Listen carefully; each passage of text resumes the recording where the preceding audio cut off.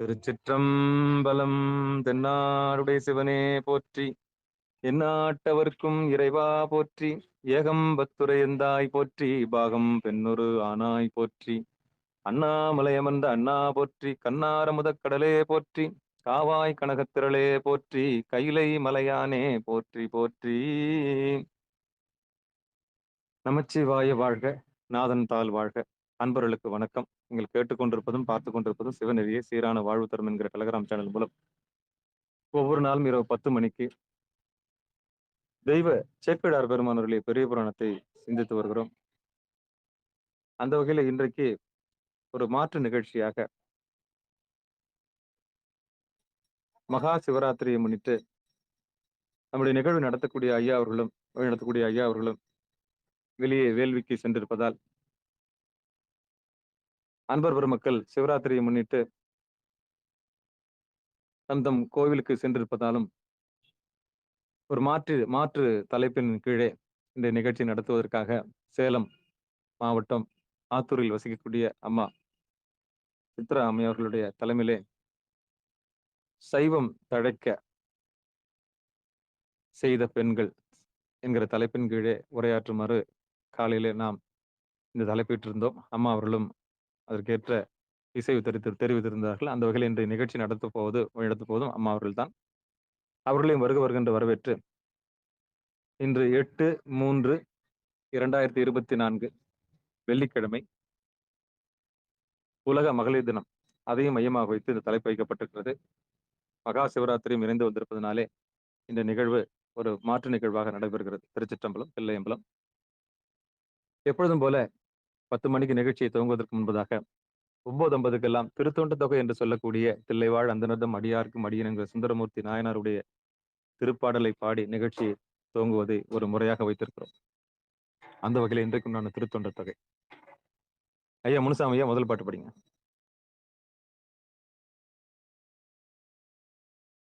தில்லைவாழ் அந்தனதம் அடியார்க்கும் அடியேன், திருநீலகண்டத்து குயவனார்க்கு அடியேன், இல்லையே என்னாத இயற்பகைக்கும் அடியேன், இளையாந்தன் குடிமாறன் அடியார்க்கும் அடியேன், வெல்லுமா மிக வல்ல மெய்ப்பொருளுக்கடியேன், விரிபொழி சூழ் குன்றையார் விரண்மிண்டற்கடியேன், அல்லிமென் முல்லை அம்தார் அமர் நீதி கடியேன், ஆரூரில் அம்மானு காலே, ஆரூரில் அம்மானு காலே. சிவாய நம. அனைத்து அடியார்களுக்கும் வணக்கத்தில்.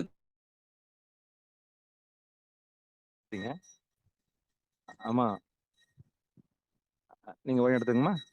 சித்ராமா எல்லாரும் கூப்பிடுறீங்க, நான் கூப்பிடுறேன். ஆண்டலம்மா வாங்க. ஆண்டலம்மா வாங்க.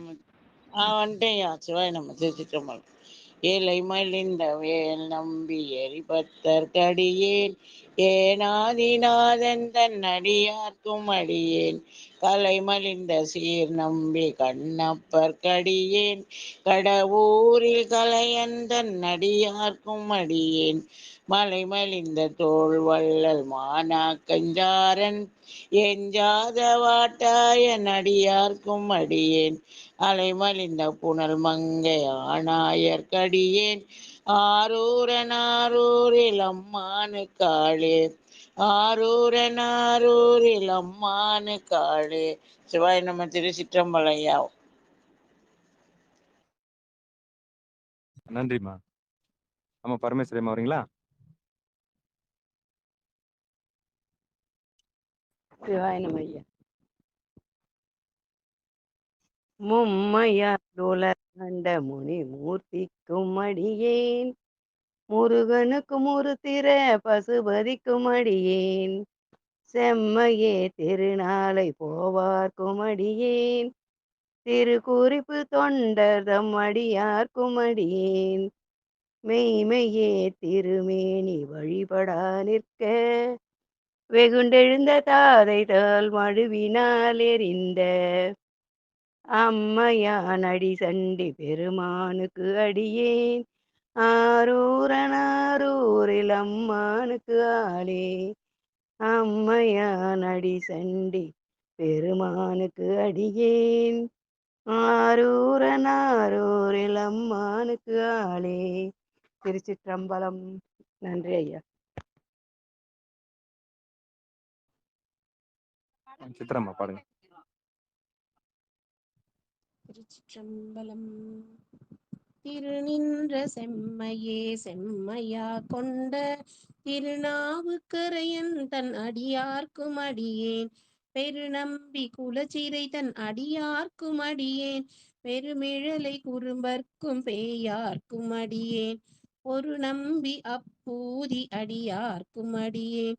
ஒலிப்புணர் சூழ் சாத்தமங்கை நீலனக்கற்கடியேன். அருநம்பி நமிநந்தி அடியார்க்கும் அடியேன். ஆரூரன் ஆரூரில் அம்மானுக்காளே. அருநம்பி நமிநந்தி அடியார்க்கும் அடியேன். ஆரூரன் ஆரூரில் அம்மானுக்காளே. ஆரூரன் ஆரூரில் அம்மானுக்காளே. திருச்சிற்றம்பலம். நன்றி.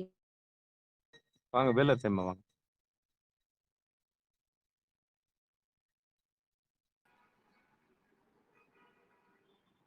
இந்த பாடுறேங்க ஐயா. வம்பரா வரிவண்டு மனம் நார மலரும் மதுமலர் நற்கொன்றையான் அடியலார் பேணா. எம்பிரான் சம்பந்தன் அடியார்க்கும் அடியேன். ஏயர்கோன் கலிகாமன் அடியார்க்கும் அடியேன். நம்பிரான் திருமூலன் அடியார்க்கும் அடியேன்.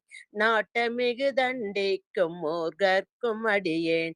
அம்பரான் சோமாசி மாறனுக்கும் அடியேன். ஆரூரன் ஆரூரில் அம்மானுக்காளே. ஆரூரன் ஆரூரில் அம்மானுக்காளே. சிவா. திருச்சிற்றம்பலம். நன்றிம்மா நன்றிம்மா. வாங்க உமாமா வாங்க.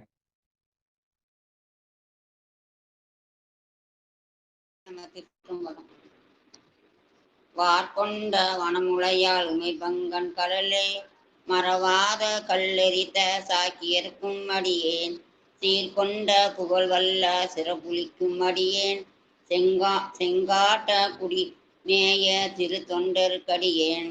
செங்காட்டு குடிமேய சிறு தொண்டர்க்கடியேன். கார்கொண்ட கொடை கலட்டறிவாருக்கும் அடியேன்.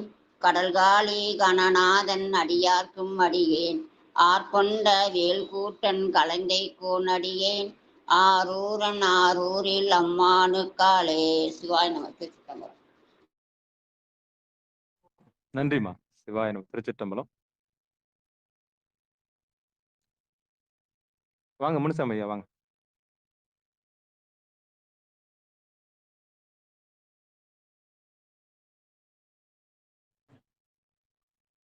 அம்மா சித்திரம்மா பாடுங்கம்மா. பொய்யடிமை இல்லாத புலவர்க்கும் அடியேன். பொழில்கருவூர் துஞ்சிய புகழ்ச்சோழற்கடியேன். மெய்யடியான் நரசிங்க முனையரையர்க்கடியேன். விரிதிரை சூழ்கடல் நாகை அதிபத்தற்கடியேன். கை தடிந்த வரிசிலையான் கலிகம்பன் கலியன். கழற்சத்தி வரிஞ்செயர்கோன் அடியார்க்கும் அடியேன். ஐயடிகள் காடவர்கோன் அடியார்க்கும் அடியேன். ஆரூரன் ஆரூரில் அம்மானுக்காளே. ஆரூரன் ஆரூரில் அம்மானுக்காளே. திருச்சிற்றம்பலம். வாங்க முனுசாமி ஐயா வாங்க. சிவா. ஆண்டலம்மா வாங்க. அடுத்த பாட்டு படிங்க. வரங்க.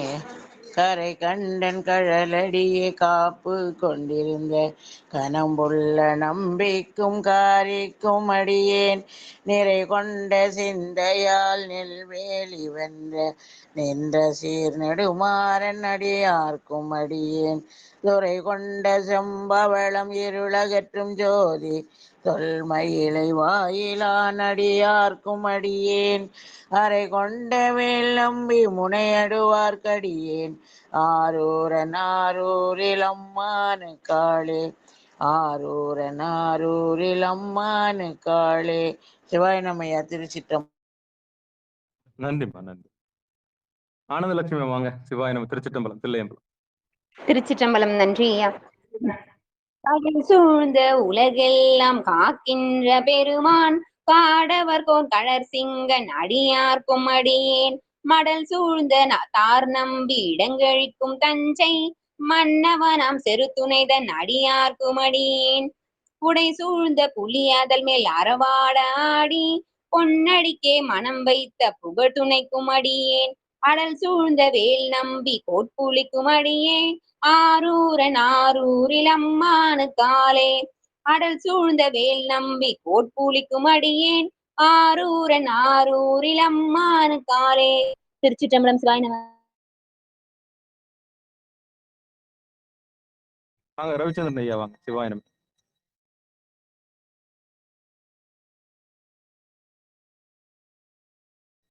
செண்பகவல்லி அம்மா பாடுறீங்களா? சரி சரி, உமாமா வாங்க பாடுங்க. சிவாய நம. திருச்சிற்றம்பலம். பத்தராய் பணிவார்கள் எல்லோர்க்கும் அடியேன் பரமனையே பாடுவார் அடியார்க்கும் அடியேன் சித்தத்தை சிவன் வாழே வைத்தார்க்கும் அடியேன் திருவாலூர் பிறந்தார்கள் எல்லோர்க்கும் அடியேன் முப்போதும் திருமேனே தீண்டுவார்க்கும் அடியேன் உள்நீரு பூசிய முனிவருக்கும் அடியேன் அப்பாலும் அடி சார்ந்தார் அடியார்க்கும் அடியேன் ஆரூரன் ஆரூரில் அம்மானுக்காலே அப்பாலும் அடி சார்ந்தார் அடியார்க்கும் அடியேன் ஆரூரன் ஆரூரில் அம்மானுக்காலே. சிவாய நம. அடுத்த பாட்டு பாடுங்க. சித்திரமா நீங்களே பாடுங்க. திருச்சிற்றம்பலம். மன்னிய சீர்மறை நாவன் நின்ற ஊர் பூசல் வரிவளையாள் மாணிக்கும் நேசனுக்கும் அடியேன் தென்னவனாய் உலகாண்ட செங்கனார்க்கடியேன் திருநீலகண்டத்து பாணனார்க்கடியேன் என்னவன மரணடியே அடைந்திட்ட சடையன் இசைஞானி காதலன் திருநாவலூர்கோன் அன்னவன மாரூரன் அடிமை கேட்டுவப்பார் ஆரூரில் அம்மானு கண்வராவாரே அன்னவன மாரூரன் அடிமை கேட்டுவப்பார் ஆரூரில் அம்மானு கண்வராவாரே ஆரூரில் அம்மானு கண்வராவாரே. திருச்சிற்றம்பலம். நன்றிங்க ஐயா. மகிழ்ச்சிமா. சிவாயனம். திருச்சிற்றம்பலம். அன்பர்களுக்கு வணக்கம். நீங்கள் கேட்டுக்கொண்டிருப்பதும் பார்த்து கொண்டிருப்பதும் சிவநெறிய சீரான வாழ்வு தரும் என்கிற டெலிகிராம் சேனல் மூலம் ஒவ்வொரு நாளும் இரவு 10 மணிக்கு தெய்வ சேக்கிழார் பெருமானருடைய பெரிய புராணத்தை சிந்தித்து வருகிறோம். அந்த வகையில் இன்றைக்கு ஒரு மாற்று நிகழ்வாக சைவம் தழைக்க செய்த பெண்கள் என்ற தலைப்பின் கீழே சேலம் மாவட்டம் ஆத்தூரில் வசிக்கக்கூடிய அம்மா சித்ரா அம்மையார் அவர்கள் இன்றைக்கு உரையாற்ற வருகிறார்கள். அவர்களை வருகின்ற வரவேற்று மகிழ்கிறோம். அம்மா வாங்க. சிவாயனம். திருச்சிற்றம்பலம். தில்லையம்பலம். திருச்சிற்றம்பலம். இல்லை வாழந்தனரே முதலாக சீர்படைத்த தொல்லையதாம் திருத்தொண்ட தொகையடியார் பதம் போற்றி ஒல்லையவர் புராண கதை உலகறிய விரித்துரைத்த செல்வமலி குன்றத்தூர் சேக்கிழாரடி போற்றி. திருச்சிற்றம்பலம். அனைத்து அடியார் பெருமக்களுடைய திருவடிகளுக்கும் வணக்கம். இன்று சிவப்பேரிரவு. சிவபெருமானை 4 காலங்களாக வழிபாடு செய்வார்கள். இதில் முதல் காலம் 9:30 மணிக்கு முடிவடைந்துள்ளது. அடுத்தது 2ஆம் காலம் 9:30 1 மணி வரை நடைபெறும். அனைவரும் இன்று திருக்கோயில்களில் சென்று இறைவனை வழிபட்டு வந்து கொண்டிருக்கின்றார்கள். இன்றைக்கு பெரிய புராணத்தில் இருந்து சைவம் தழைக்க செய்த பெண்கள் அப்படிங்கிற ஒரு தலைப்புல நம்மை சிந்திக்கும்படியாக ஐயாவுடைய கட்டளை. அதனால் அதை சிறமேற்கொண்டு சைவம் தழைக்க வந்த பெண்கள் இன்னைக்கு காலையில நிகழ்ச்சியில கலந்துகிட்டவங்க எல்லாரும் கேட்டிருப்பீங்க. காரைக்கால் அம்மையாரையும் மங்கையர்க்கரசி அம்மையாரையும் திலகவதி அம்மையாரையும் பத்தி சொல்லி இருக்கு. இப்போ மறுபடியும் அவங்களையே சொல்லலாமா இல்ல வேற அடியார்களை பத்தி பேசலாமான்னு யாராவது ஒருத்தர் சொன்னீங்கன்னா நம்ம மேற்கொண்டு தொடரலாம். ஆமா, முழுக்க முழுக்க சைவம் சம்பந்தப்பட்ட யாரெல்லாம் சம்பந்தப்பட்டிருக்காங்களோ அவங்கலாம் கொஞ்சம் எடுத்து சொல்லுங்கம்மா. சிவாயனம். திருச்சிற்றம்பலம். குறிப்பா சொல்லுங்க. சரிங்க ஐயா. சைவத்துல அதாவது பெரிய புராணத்துல பெண்கள் அப்படின்னு எடுத்துக்கிட்டிங்கன்னா 42 பேர் இருக்கு. 42 பேர் இருக்காங்கன்னு சொல்லி ஒரு கல்லூரி மாணவர் பதிவிட்டு இருந்தாங்க. அதுல வந்து எல்லாருமே சைவம் தழைக்க சைவம் தழைக்க செய்தவர்கள் தான். அதுல யாருமே வந்து சைவத்தை விட்டு விலகி யாரும் இல்ல. ஆனாலும் கூட குறிப்பிட்டு சொல்லும்படியாக சில பேர் அவங்க வந்து எந்த அளவுக்கு இந்த சைவ பயிர் தழைப்பதற்காக பாடுபட்டார்கள் அப்படிங்கிற வரிசையில பார்க்கிறபோது அதுல முதல்ல இருக்கிறவங்க மங்கையர்க்கரசியார். சேக்கிழார் பெருமான் மங்கையர்க்கு தனியரசி எங்கள் தெய்வம் தென்னன் குலப் பழிதீர்த்த தெய்வப் பாவை அப்படின்னு சொல்லி அவருடைய வரலாறை ஆரம்பிக்கிறாரு. சேக்கிழார் பெருமான் எப்பயுமே எந்த அடியாருடைய வரலாறை ஆரம்பிக்கும் போதும் பாத்தீங்கன்னா முதல்ல பேரை சொல்ல மாட்டார். அவங்க இருக்க ஊர் எப்படி இருக்கு, அந்த ஊர்ல இருக்கிற மக்கள் எப்படி இருக்காங்க, அங்க இயற்கை வளங்கள் எப்படி இருந்தது அப்படின்னு ஒண்ணொன்னா நமக்கு கண்ணில் காமிச்சிட்டு கடைசியா தான் நம்மளுடைய கதாநாயகரை காமிப்பார். அவங்க பேர் அப்பதான் சொல்லுவார். ஆனா 2 அடியார்கள் மட்டும் பெரிய புராணத்துல முதல்ல எடுத்த உடனே அவங்களுடைய திருநாமத்தை சொல்லி ஆரம்பிக்கிறார். அதுல ஒன்று திருநாவுக்கரசு பெருமான், திருநாவுக்கரசுவர் திருத்தொண்டி நெறிவாழ அப்படின்னு ஆரம்பிக்கிறார். அடுத்ததாக மங்கையர்க்கரசியார்.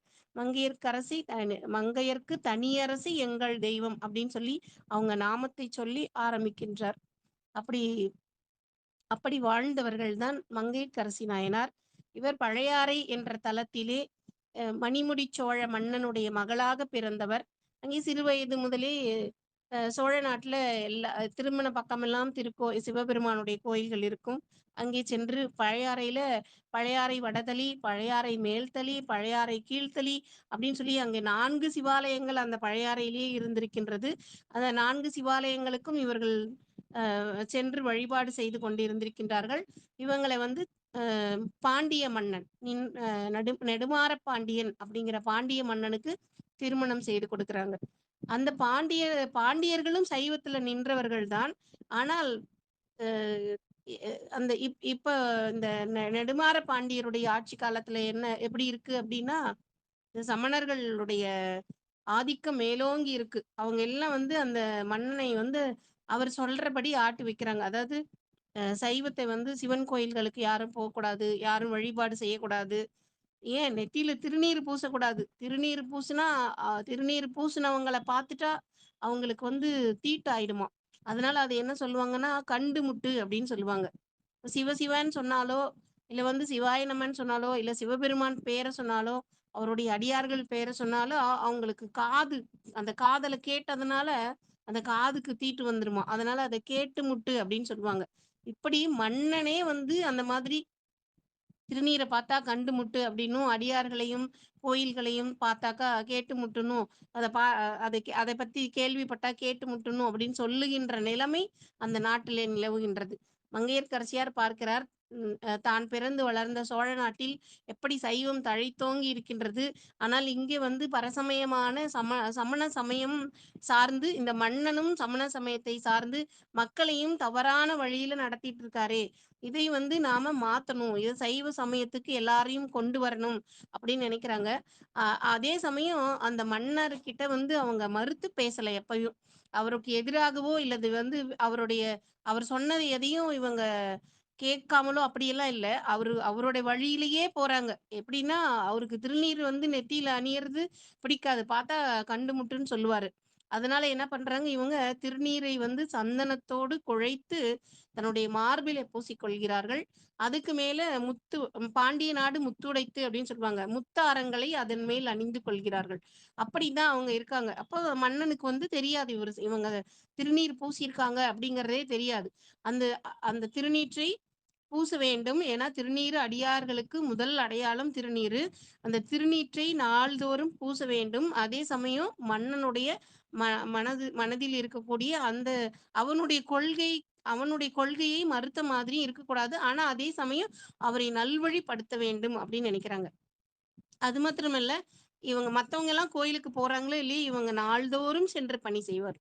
மங்கையர்க்கரசி நாள்தோறும் பணி செய்து பரவ அப்படின்னு ஞானசம்பந்த பெருமானுடைய தேவாரத்தில் வைத்து பாட பெற்றவர்கள் இந்த அம்மையார். அப்படிப்பட்ட சிறப்புக்குடையவர்கள்.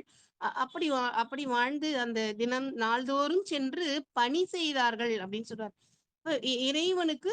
இறைவனுக்கு தொண்டு செய்கின்றார்கள், இறைவனை வழிபடுகின்றார்கள், அதோடு இறை பணியையும் அவர்கள் செய்து கொண்டிருக்கிறார்கள். அப்படி செய்து கொண்டிருக்கின்ற பொழுது குலச்சிறையார் என்று ஒரு மந்திரி அவங்களுக்கு. அந்த மந்திரி வந்து சைவ நெறியில் நிற்கக்கூடிய ஒரு அமைச்சர். அதனால அவர் வந்து அவர்கிட்ட இவங்க எதுவா இருந்தாலும் அவர்கிட்ட கலந்து ஆலோசனை பண்ணி செய்வாங்க. அப்போ வந்து இந்த மன்னனை வந்து நல்வழிப்படுத்த வேண்டும். இந்த நாட்டை சைவ நெறிக்கு கொண்டு வர வேண்டும். அதற்கு என்ன செய்யலாம் அப்படின்னு அவங்க ஆலோசனை பண்ணும்போது, திருஞான சம்பந்தரை பத்தி குலச்சிறையார் சொல்கிறார். சீர்காழியிலே ஒரு குழந்தை ஞானப்பால் உண்டு பதிகங்கள் பாடிக்கொண்டிருக்கிறார். அவருடைய பெருமைகளை எல்லாம் சொன்ன உடனே இந்த அம்மையார் என்ன பண்றாங்க, அப்போ அவரை வந்து நம்ம நாட்டுக்கு வரவழைங்க அப்படின்னு சொல்றாங்க. குலச்சிறையார் ஆட்களை அனுப்புகின்றார். அப்போ திருஞான சம்பந்த பெருமான் திருமறை காட்டிலே திருநாவுக்கரசரோடு அந்த மறைக்கதவம் அடைக்க பாடியும் திறக்க பாடியும் இறைவனை பாடி வழிபாடு செய்து கொண்டிருக்கின்றார்கள். அங்க போய் இவங்களுடைய ஆட்கள் வந்து சொல்றாங்க, இந்த மாதிரி பாண்டிய நாட்டிலிருந்து பாண்டிய நாட்டிற்கு தாங்கள் எழுந்தருள வேண்டும். இது வந்து பாண்டிமாதேவியினுடைய விண்ணப்பம், குலச்சிறையாருடைய விண்ணப்பம் அப்படின்னு சொல்றாங்க. இப்போ ஞானசம்பந்த பெருமான் பாண்டிய நாட்டுக்கு செல்வதற்காக அப்பர் பெருமான் கிட்ட சொல்றாரு, பாண்டிய நாட்டிற்கு செல்வதற்கு நான் வரேன் அப்படின்னு சொல்லி அனுப்பணும். அதுக்கு முன்னாடியே திருநாவுக்கரசு பெருமான் என்ன சொல்றாருன்னா, அவருக்கு தான் தெரியும் சமணர்கள் எப்படிப்பட்டவர்கள்னு. ஏன்னா அவர் சமண சமயத்துல இருக்கும்போது என்னென்ன பண்ணாங்க, இவரு என்ன பண்ணார். ஏன்னா இவர் சமண சமயத்திலிருந்து தர்மசேனர் பட்டம் வரைக்கும் உயர்ந்தவர். அதுல என்ன கொள்கைகள் இருக்கும், என்ன கோட்பாடுகள் இருக்கும் அப்படிங்கறதெல்லாம் தெரியும். அதை மீறி அவங்க வெளியில வந்துட்டாங்க அப்படின்னா அவங்களுக்கு எந்த அளவுக்கு உயிரையே பறிக்கின்ற அளவுக்கு அந்த சமணர்கள் வந்து முற்படுவார்கள் அப்படிங்கிறது அவருக்கு அனுபவபூர்வமாக தெரியும். அதனால அந்த சமணர்கள் வந்து அங்க இப்போ வந்து பல்லவ நாட்டுல சமணர்கள் இல்ல. எல்லா சமணர்களும் பாண்டிய நாட்டுல தான் இருக்காங்க. சோழ நாட்டிலயும் இப்ப சமணர்கள் அதிகமா இல்ல. அதனால பாண்டிய நாட்டுல எல்லா சமணர்களும் இருக்காங்க. இந்த சமணர்கள் வந்து இந்த சிறு குழந்தைக்கு தீங்கு செய்து விடுவார்களே அப்படிங்கிற ஒரு அச்சம் அவருடைய மனதிலே எழுகின்றது. அதனால் செல்வதற்கு உடன்பட வேண்டாம் பிள்ளாய், நாளும் கோளும் தீயது அப்படின்னு சொல்றார். நாளும் கோளும் தீயதாக இருக்குது, அதனால நீங்கள் எழுந்தருள உடன்படக்கூடாது அப்படின்னு சொல்றார் ஞானசம்பந்த பெருமான். அப்படியெல்லாம் இல்லை, இங்க நாளும் கோளும் அடியார்களுக்கு நல்லதே செய்யும். பரசுவது எம் பெருமான் கழல்கள் என்றால் பழுது வந்து அணையாது அப்படின்னு சொல்றாரு. இறைவனை நாம் வணங்குவோம், அவருடைய இறைவனுடைய அருளால் நமக்கு எந்த தீங்கும் நேராது அப்படின்னு சொல்லி வேயூர் தோழி பங்கன் கோளறு பதிகம் பாடி அங்கிருந்து கிளம்பி மதுரைக்கு செல்கின்றார். மதுரைக்கு வருகின்ற போது அவர் மதுரையில ஒரு தங்குவதற்கு ஒரு இடம் ஏற்பாடு செய்கின்றார்கள். அந்த இடத்துல தங்கி இருக்கும் போது இந்த சமணர்கள் எல்லாம் அந்த மன்னன் கிட்ட போய் சொல்றாங்க, நாங்க வந்து நிறைய கனவெல்லாம் கண்டோம், தீய கனவுகள் கண்டோம். அதனால வந்து ஒரு சைவ சமயத்தை சார்ந்த ஒரு சிறுவன் வந்திருக்கிறான், அவன் வரது நமக்கு நல்ல ஒரு நிமித்தமா தெரியல அப்படின்னு எல்லாம் சொல்றாங்க. அவர் எப்படியாவது வெளியேற்றணும், நம்ம நாட்டுக்குள்ளேயே வரவிடாம தடுக்கணும் அப்படின்னு சொல்லி மன்னர் இடத்துல சொல்றாங்க. அதுக்கு நாங்க வந்து சமண சமயத்தில் சொல்லப்படுகின்ற அந்த மந்திரங்களை எல்லாம் சொல்லி அவர் தங்கி இருக்கக்கூடிய மடத்துக்கு தீ வைக்கணும்னு உத்தரவு கேட்கிறாங்க. மன்னன் வந்து சரின்னு சொல்லிடுறார். உடனே இந்த சமணர்கள் எல்லாம் வந்து மந்திரங்களை எல்லாம் சொல்லி தீயை மூட்டணும்னு பாக்குறாங்க. அங்க ஒன்னும் தீ வைக்க முடியல. ஏன்னா உள்ள இருக்கவங்க சொல்ற மந்திரம் சிவ மந்திரம், அது எல்லாவற்றிற்கும் தலைமையான மந்திரம். அந்த மந்திரத்துக்கு முன்னாடி சமணர்களுடைய மந்திரம் எடுபடாம போயிடுது. பதிகங்களை பாடிக்கொண்டிருக்கின்ற திருஞான சம்பந்த பெருமான் அங்கே தங்கியிருப்பதாலும் அந்த மந்திரங்கள் எதுவும் வேலை செய்யல. உடனே அவங்க என்ன பண்றாங்க, தீ வச்சிடுறாங்க மடத்துக்கு. தீயை வச்சுட்டு போனோடனே ஞான சம்பந்த பெருமான் கிட்ட வந்து எல்லாரும் சொல்றாங்க. உடனே அவர் அந்த தீயை வந்து பையவே சென்று பாண்டியர்க்காக அப்படின்னு சொல்லி பாடுறார். செய்யனே திரு ஆலவாய் மேவிய ஐயனே, அஞ்சல் என்று அருள் செய்யனை, பொய்யராம் அமனர் கொழுவும் சுடர் பையவே சென்று பாண்டியர்க்காக அப்படின்னு பாடுறார். இந்த இந்த தீயானது மெதுவாக சென்று பாண்டியரை பிடித்து கொள்ளட்டும் அப்படின்னு சொல்றார். ஏன் அப்படின்னா மக்கள் எந்த தவறு செய்தாலும் அதற்கு மன்னன் தான் மிகவும் முக்கியமான பொறுப்பு. அதனால வந்து இந்த அடியார்கள் தங்கியிருக்காங்க, இந்த இடத்துல வந்து இத்தனை அடியார்களை தீய வச்சு கொளுத்துனா எவ்வளவு ஒரு ஒரு ஒரு பாவமான செயல். அந்த செயலை துணிந்து செய்கிறார்கள் அப்படின்னா அதுக்கு மன்னனுடைய அனுமதியோடையும் மன்னனுடைய கட்டுப்பாட்டுல இருக்கவங்க மன்னனை மீறி செய்ய மாட்டாங்க. அதனால வந்து இந்த தீ வந்து பாண்டியனை சென்று பற்ற வேண்டும் அப்படின்னு பாடுறார். அப்படி பாண்டியனை சென்று பற்ற வேண்டும் அப்படின்னு அவர் சாதாரணமா பாடியிருந்தாருன்னா பாண்டியன் வந்து வெப்பு நோயில அந்த நெருப்பு அவரை அழிச்சே இருக்கும். ஆனா மங்கையர்க்கரசியாருடைய மங்கள நான் பாதுகாக்கப்பட வேண்டும் அப்படிங்கிறதுனால பையவே சென்று பாண்டியர்க்காகுக. இந்த பைய அப்படிங்கிறது மதுரை பக்கத்துல இருக்கவங்க மெதுவாக மெதுவாக போறதுக்கும் மெதுவாக செயல்படுவதற்காகவும் சொல்லக்கூடிய ஒரு தமிழ் சொல். அதனால அந்த தமிழ் சொல்ல சொல்றாரு, பையவே சென்று பாண்டியர்க்காகன். பாண்டியனுக்கு வெப்ப நோயாக வந்து விடுகின்றது. வெப்ப நோயாக வருகின்ற போது மங்கையர்க்கரசியார் சொல்கின்றார், இந்த சமணர்கள் எல்லாம் வந்து அந்த வெப்ப நோய் நீக்கிறதுக்காக அவங்களுடைய மயிர்பீலிகளை எல்லாம் கொண்டு தடவுறாங்க. அந்த கமண்டலத்துல இருக்கிற நீரெல்லாம் தெளிக்கிறாங்க. ஆனா பாண்டியனுடைய அந்த வெப்ப நோய் இன்னும் அதிகமாக தான் ஆகுது. அப்ப மங்கையர்க்கரசி சொல்றாங்க, ஞானசம்பந்த பெருமான் எழுந்தருளி இருக்கார். அவர் வந்தால் இந்த நோய் ஒருவாறு தீரலாம் அப்படின்னு சொல்றாங்க. உடனே ஞானசம்பந்த பெருமான் அங்கே எழுந்தருளுகின்றார். மந்திரமாவது நீர் பதிகம் பாடி அந்த வெப்பு நோயை நீக்குகின்றார். அதற்கப்புறம் அனல்வாதம், புனல்வாதம் அதெல்லாம் செய்து அவர் நம்மளுடைய சைவ சமயத்தை அங்கே நிலைநிறுத்துகின்றார். மன்னனும் சமண சமயத்திலிருந்து சைவ சமயத்திற்கு மாறுகின்றார். அப்படி சைவ சமயத்திலே மாறி அந்த நாடு முழுவதும் சைவத்திற்கு மீண்டும் சைவம் அங்கே தழைத்து ஓங்குகின்றது. அதற்கு காரணமாக இருந்தவர் இந்த பாண்டிமாதேவி. இவர் ஞானசம்பந்த பெருமான் முதல்ல பாக்குற போது கோயிலுக்குள்ள ஞானசம்பந்த பெருமான் இறைவனை வழிபடுறதுக்காக போறார். அப்ப இவங்க ஒரு அரசி, இவங்க அழைத்துதான் அவர் வந்திருக்காரு. ஆனா இந்த அம்மா என்ன பண்றாங்க அப்படின்னா அந்த கோவில்ல அவர் இறைவனை வழிபடணும் அப்படின்னு போயிட்டு இருக்கிறதுனால அந்த வழிபாட்டுக்கு இடையூறு செய்யக்கூடாது அப்படிங்கிறதுனால அந்த தூணுக்கு பின்னாடி ஒதுங்கி நின்றார்களாம். என்ன ஒரு பண்பு பாருங்க. அடியார் வந்து இறைவனை வழிபடணுங்கிற அந்த ஆர்வத்தோட போய்கிட்டு இருக்கார். அப்ப போய் அவரை அவங்கள இடையூறு பண்ணக்கூடாது அப்படின்னு சொல்லி ஒரு பக்கமாக ஒதுங்கி நிற்கின்றார். ஞானசம்பந்த பெருமான் இறைவனை தரிசித்து விட்டு வெளியே வருகின்ற பொழுது அங்கே அவரு அவரு அப்பதான் இவங்களைய பாக்குறாரு. அவரு இறைவனை பார்க்கணுங்கிற நோக்கத்தோட போறப்போ இவங்க யாரு நின்னதுலாம் அவருக்கு தெரியல. திரும்பி வரும்போதுதான் இவங்கெல்லாம் பாக்குறார். அங்க நிறைய பெண்கள் நின்னுட்டு இருக்காங்க. இதுல யார் மங்கையர்க்கரசியார் அப்படின்னு அவருக்கு தெரியல. ஏன்னா இவங்க பாண்டிமாதேவி ஒரு அரச கோலத்துல வரல. கோயிலுக்கு போறப்போ அரச கோலம் தேவையில்லைன்னு அடியார் கோலத்துல வந்திருக்காங்க. அப்ப அவங்க கூட இருக்கிற தோழிமார்கள் எல்லாருமே பார்த்தா ஒரே மாதிரி இருக்காங்க. ஒரு ஒரு அரசி அப்படின்னா அவங்களுடைய ஆள் பாதி ஆடை பாதின்னு சொல்லுவாங்க. அப்ப அரசி அப்படின்னா எப்படி அணிகலன்கள் எல்லாம் அணிந்து அந்த அரசிக்கு உரிய ஆடைகளை எல்லாம் அணிந்து வராமல் அவர் திருக்கோயிலுக்கு வந்திருக்கின்ற காரணத்தினால் சாதாரண உடையிலேயே வந்திருக்கின்றார். அரசவைக்கு செல்லுகின்ற பொழுது அப்படி அரச கோலத்துல போயிருப்பார் போல இருக்கு. ஆனா இங்கே கோயிலுக்கு வரோம், இறைவனை வழிபட வரோம் அப்படிங்கிறதுனால அவங்க வந்து அந்த அணிகலன்களை எல்லாம் அணிந்து கொள்ளாமல் சாதாரணமாக வந்திருக்கிறாங்க. உடனே ஞானசம்பந்த பெருமானுக்கு குலச்சிறையார் அடையாளம் சொல்கிறார். அங்கே கரங்களை தலைமேல் குவித்து கொண்டிருப்பவர் தான் மங்கையர்க்கரசியார் அப்படின்னு.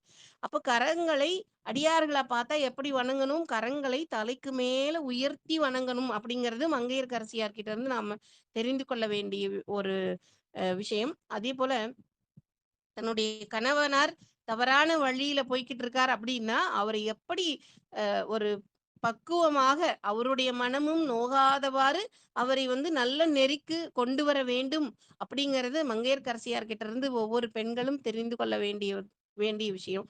இந்த மங்கையர்க்கரசியார் இல்லைன்னா பாண்டிய நாடு இன்றும் சமண சமயத்தின் பிடியில தான் இருந்திருக்கும். இவங்களுடைய முயற்சியினால் குலச்சிறையாரோடு இணைந்து திருஞான சம்பந்த பெருமானை எழுந்தருள பண்ணி அங்கு சைவ சமயத்தை நிலைநிறுத்துகின்றார். ஞானசம்பந்த பெருமான் மங்கையர்க்கரசியாரை பார்த்த உடனே சொல்றார், இந்த பரசமயங்களுக்கு இடையிலும் இந்த திருநீற்று நெறியை பாதுகாத்து இந்த சைவ நெறியை பாதுகாத்து சைவ நெறியில நிற்கின்றீர்களே உங்களை பார்க்கவே நான் வந்தேன் அப்படின்னு சொல்றார். சென்ற காலத்தின் பழுதிலா திறமும், சென்ற காலத்துல எந்த பழுதும் இல்லை, இனி எதிர்காலத்தின் சிறப்பும் இங்கு எழுந்தருள பெற்ற பேர், அதனால் நன்றியுடையோம், நாடும் மன்னனும் உங்களுக்கு நன்றி உடையவர்கள் அப்படின்னு மங்கையர்க்கரசியார் அதற்கு மறுமொழி சொல்றாங்க.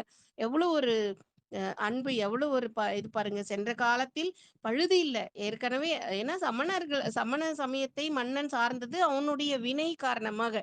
அந்த வினையிலிருந்து அவரை மீட்க முடியும். அதனால் சென்ற காலத்தின் பழுதிலா திறம், எதுவும் பழுது இல்லை அப்படின்னு சொல்றாங்க.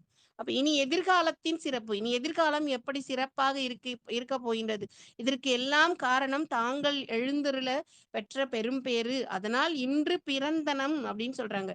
இன்னைக்கு நாங்க புதுசா பிறந்தோம், ஞானசம்பந்த பெருமான் எழுந்தருளியதால் இன்று நாங்கள் புதிதாக பிறந்தோம். இவ்வளவு நாள் சமணர்களையே பார்த்து கொண்டிருந்த கண்கள் இன்று சைவர்களை பார்க்கின்றது, அடியார் பெருமக்களை பார்க்கின்றது. அவர்களுடைய வேட பொலிவினை பார்க்கக்கூடிய அந்த நிலையை வந்து இன்று புதிதாக பிறந்தது போல் இருக்கிறது அப்படின்னு சொல்லி மங்கையர்க்கரசியார் சொல்ற மாதிரி சேக்கிழார் பெருமான் அவருடைய வரலாறை மிக அழகாக எடுத்து கூறுகின்றார். இப்ப சைவத்தை நிலை நிறுத்தியதிலே மங்கையர்க்கரசியாருக்கு மிக முக்கியமான ஒரு பங்கு உண்டு. சைவத்தை தழைக்க செய்தவர். அதனாலதான் ஞான சம்பந்த பெருமான் தன்னுடைய தேவாரத்துல ஒரு பாடல்லையும் மங்கையர்க்கரசியாரை பத்தி ஒரு பாடல் இருக்கும். அடுத்ததாக மந்திரி குலச்சிறையாரை பத்தி ஒரு பாடல் இருக்கும். பெரிய புராணத்தை எழுதிய சேக்கிழார் பெருமான் இவங்க வரலாறை வந்து ஞானசம்பந்தருடைய வரலாறுல இவங்களுடைய வரலாறு விரிவாக பேசுகிறார். மங்கையர்க்கரசியாருடைய வரலாறு சொல்ல வரும்போதும் குலச்சிறையாருடைய வரலாறு சொல்லும் போதும் ஞானசம்பந்த பெருமான் எந்த வரிசையில பாடினாரோ அந்த வரிசையில குலச்சிறையாருடைய பெருமைகளை சொல்லி இருப்பார்.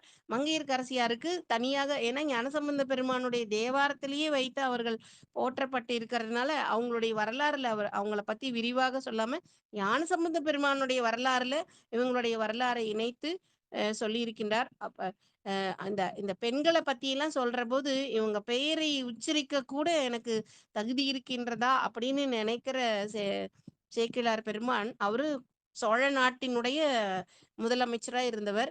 அவர் வந்து மங்கையர்க்கரசியார மங்கையர்க்கு தனி அரசி அப்படின்னு சொல்லி பெருமையோடு அந்த அம்மையாருடைய பெயரை சொல்லுகின்றார் என்றால் அவருடைய பெருமையை அளவிட்டு சொல்ல முடியாது. அப்படி சைவம் தழைக்க செய்தவர்கள முதன்மையாக மங்கையர்க்கரசியாரை எடுத்துக்கொள்ளலாம். அடுத்ததாக திலகவதியார்.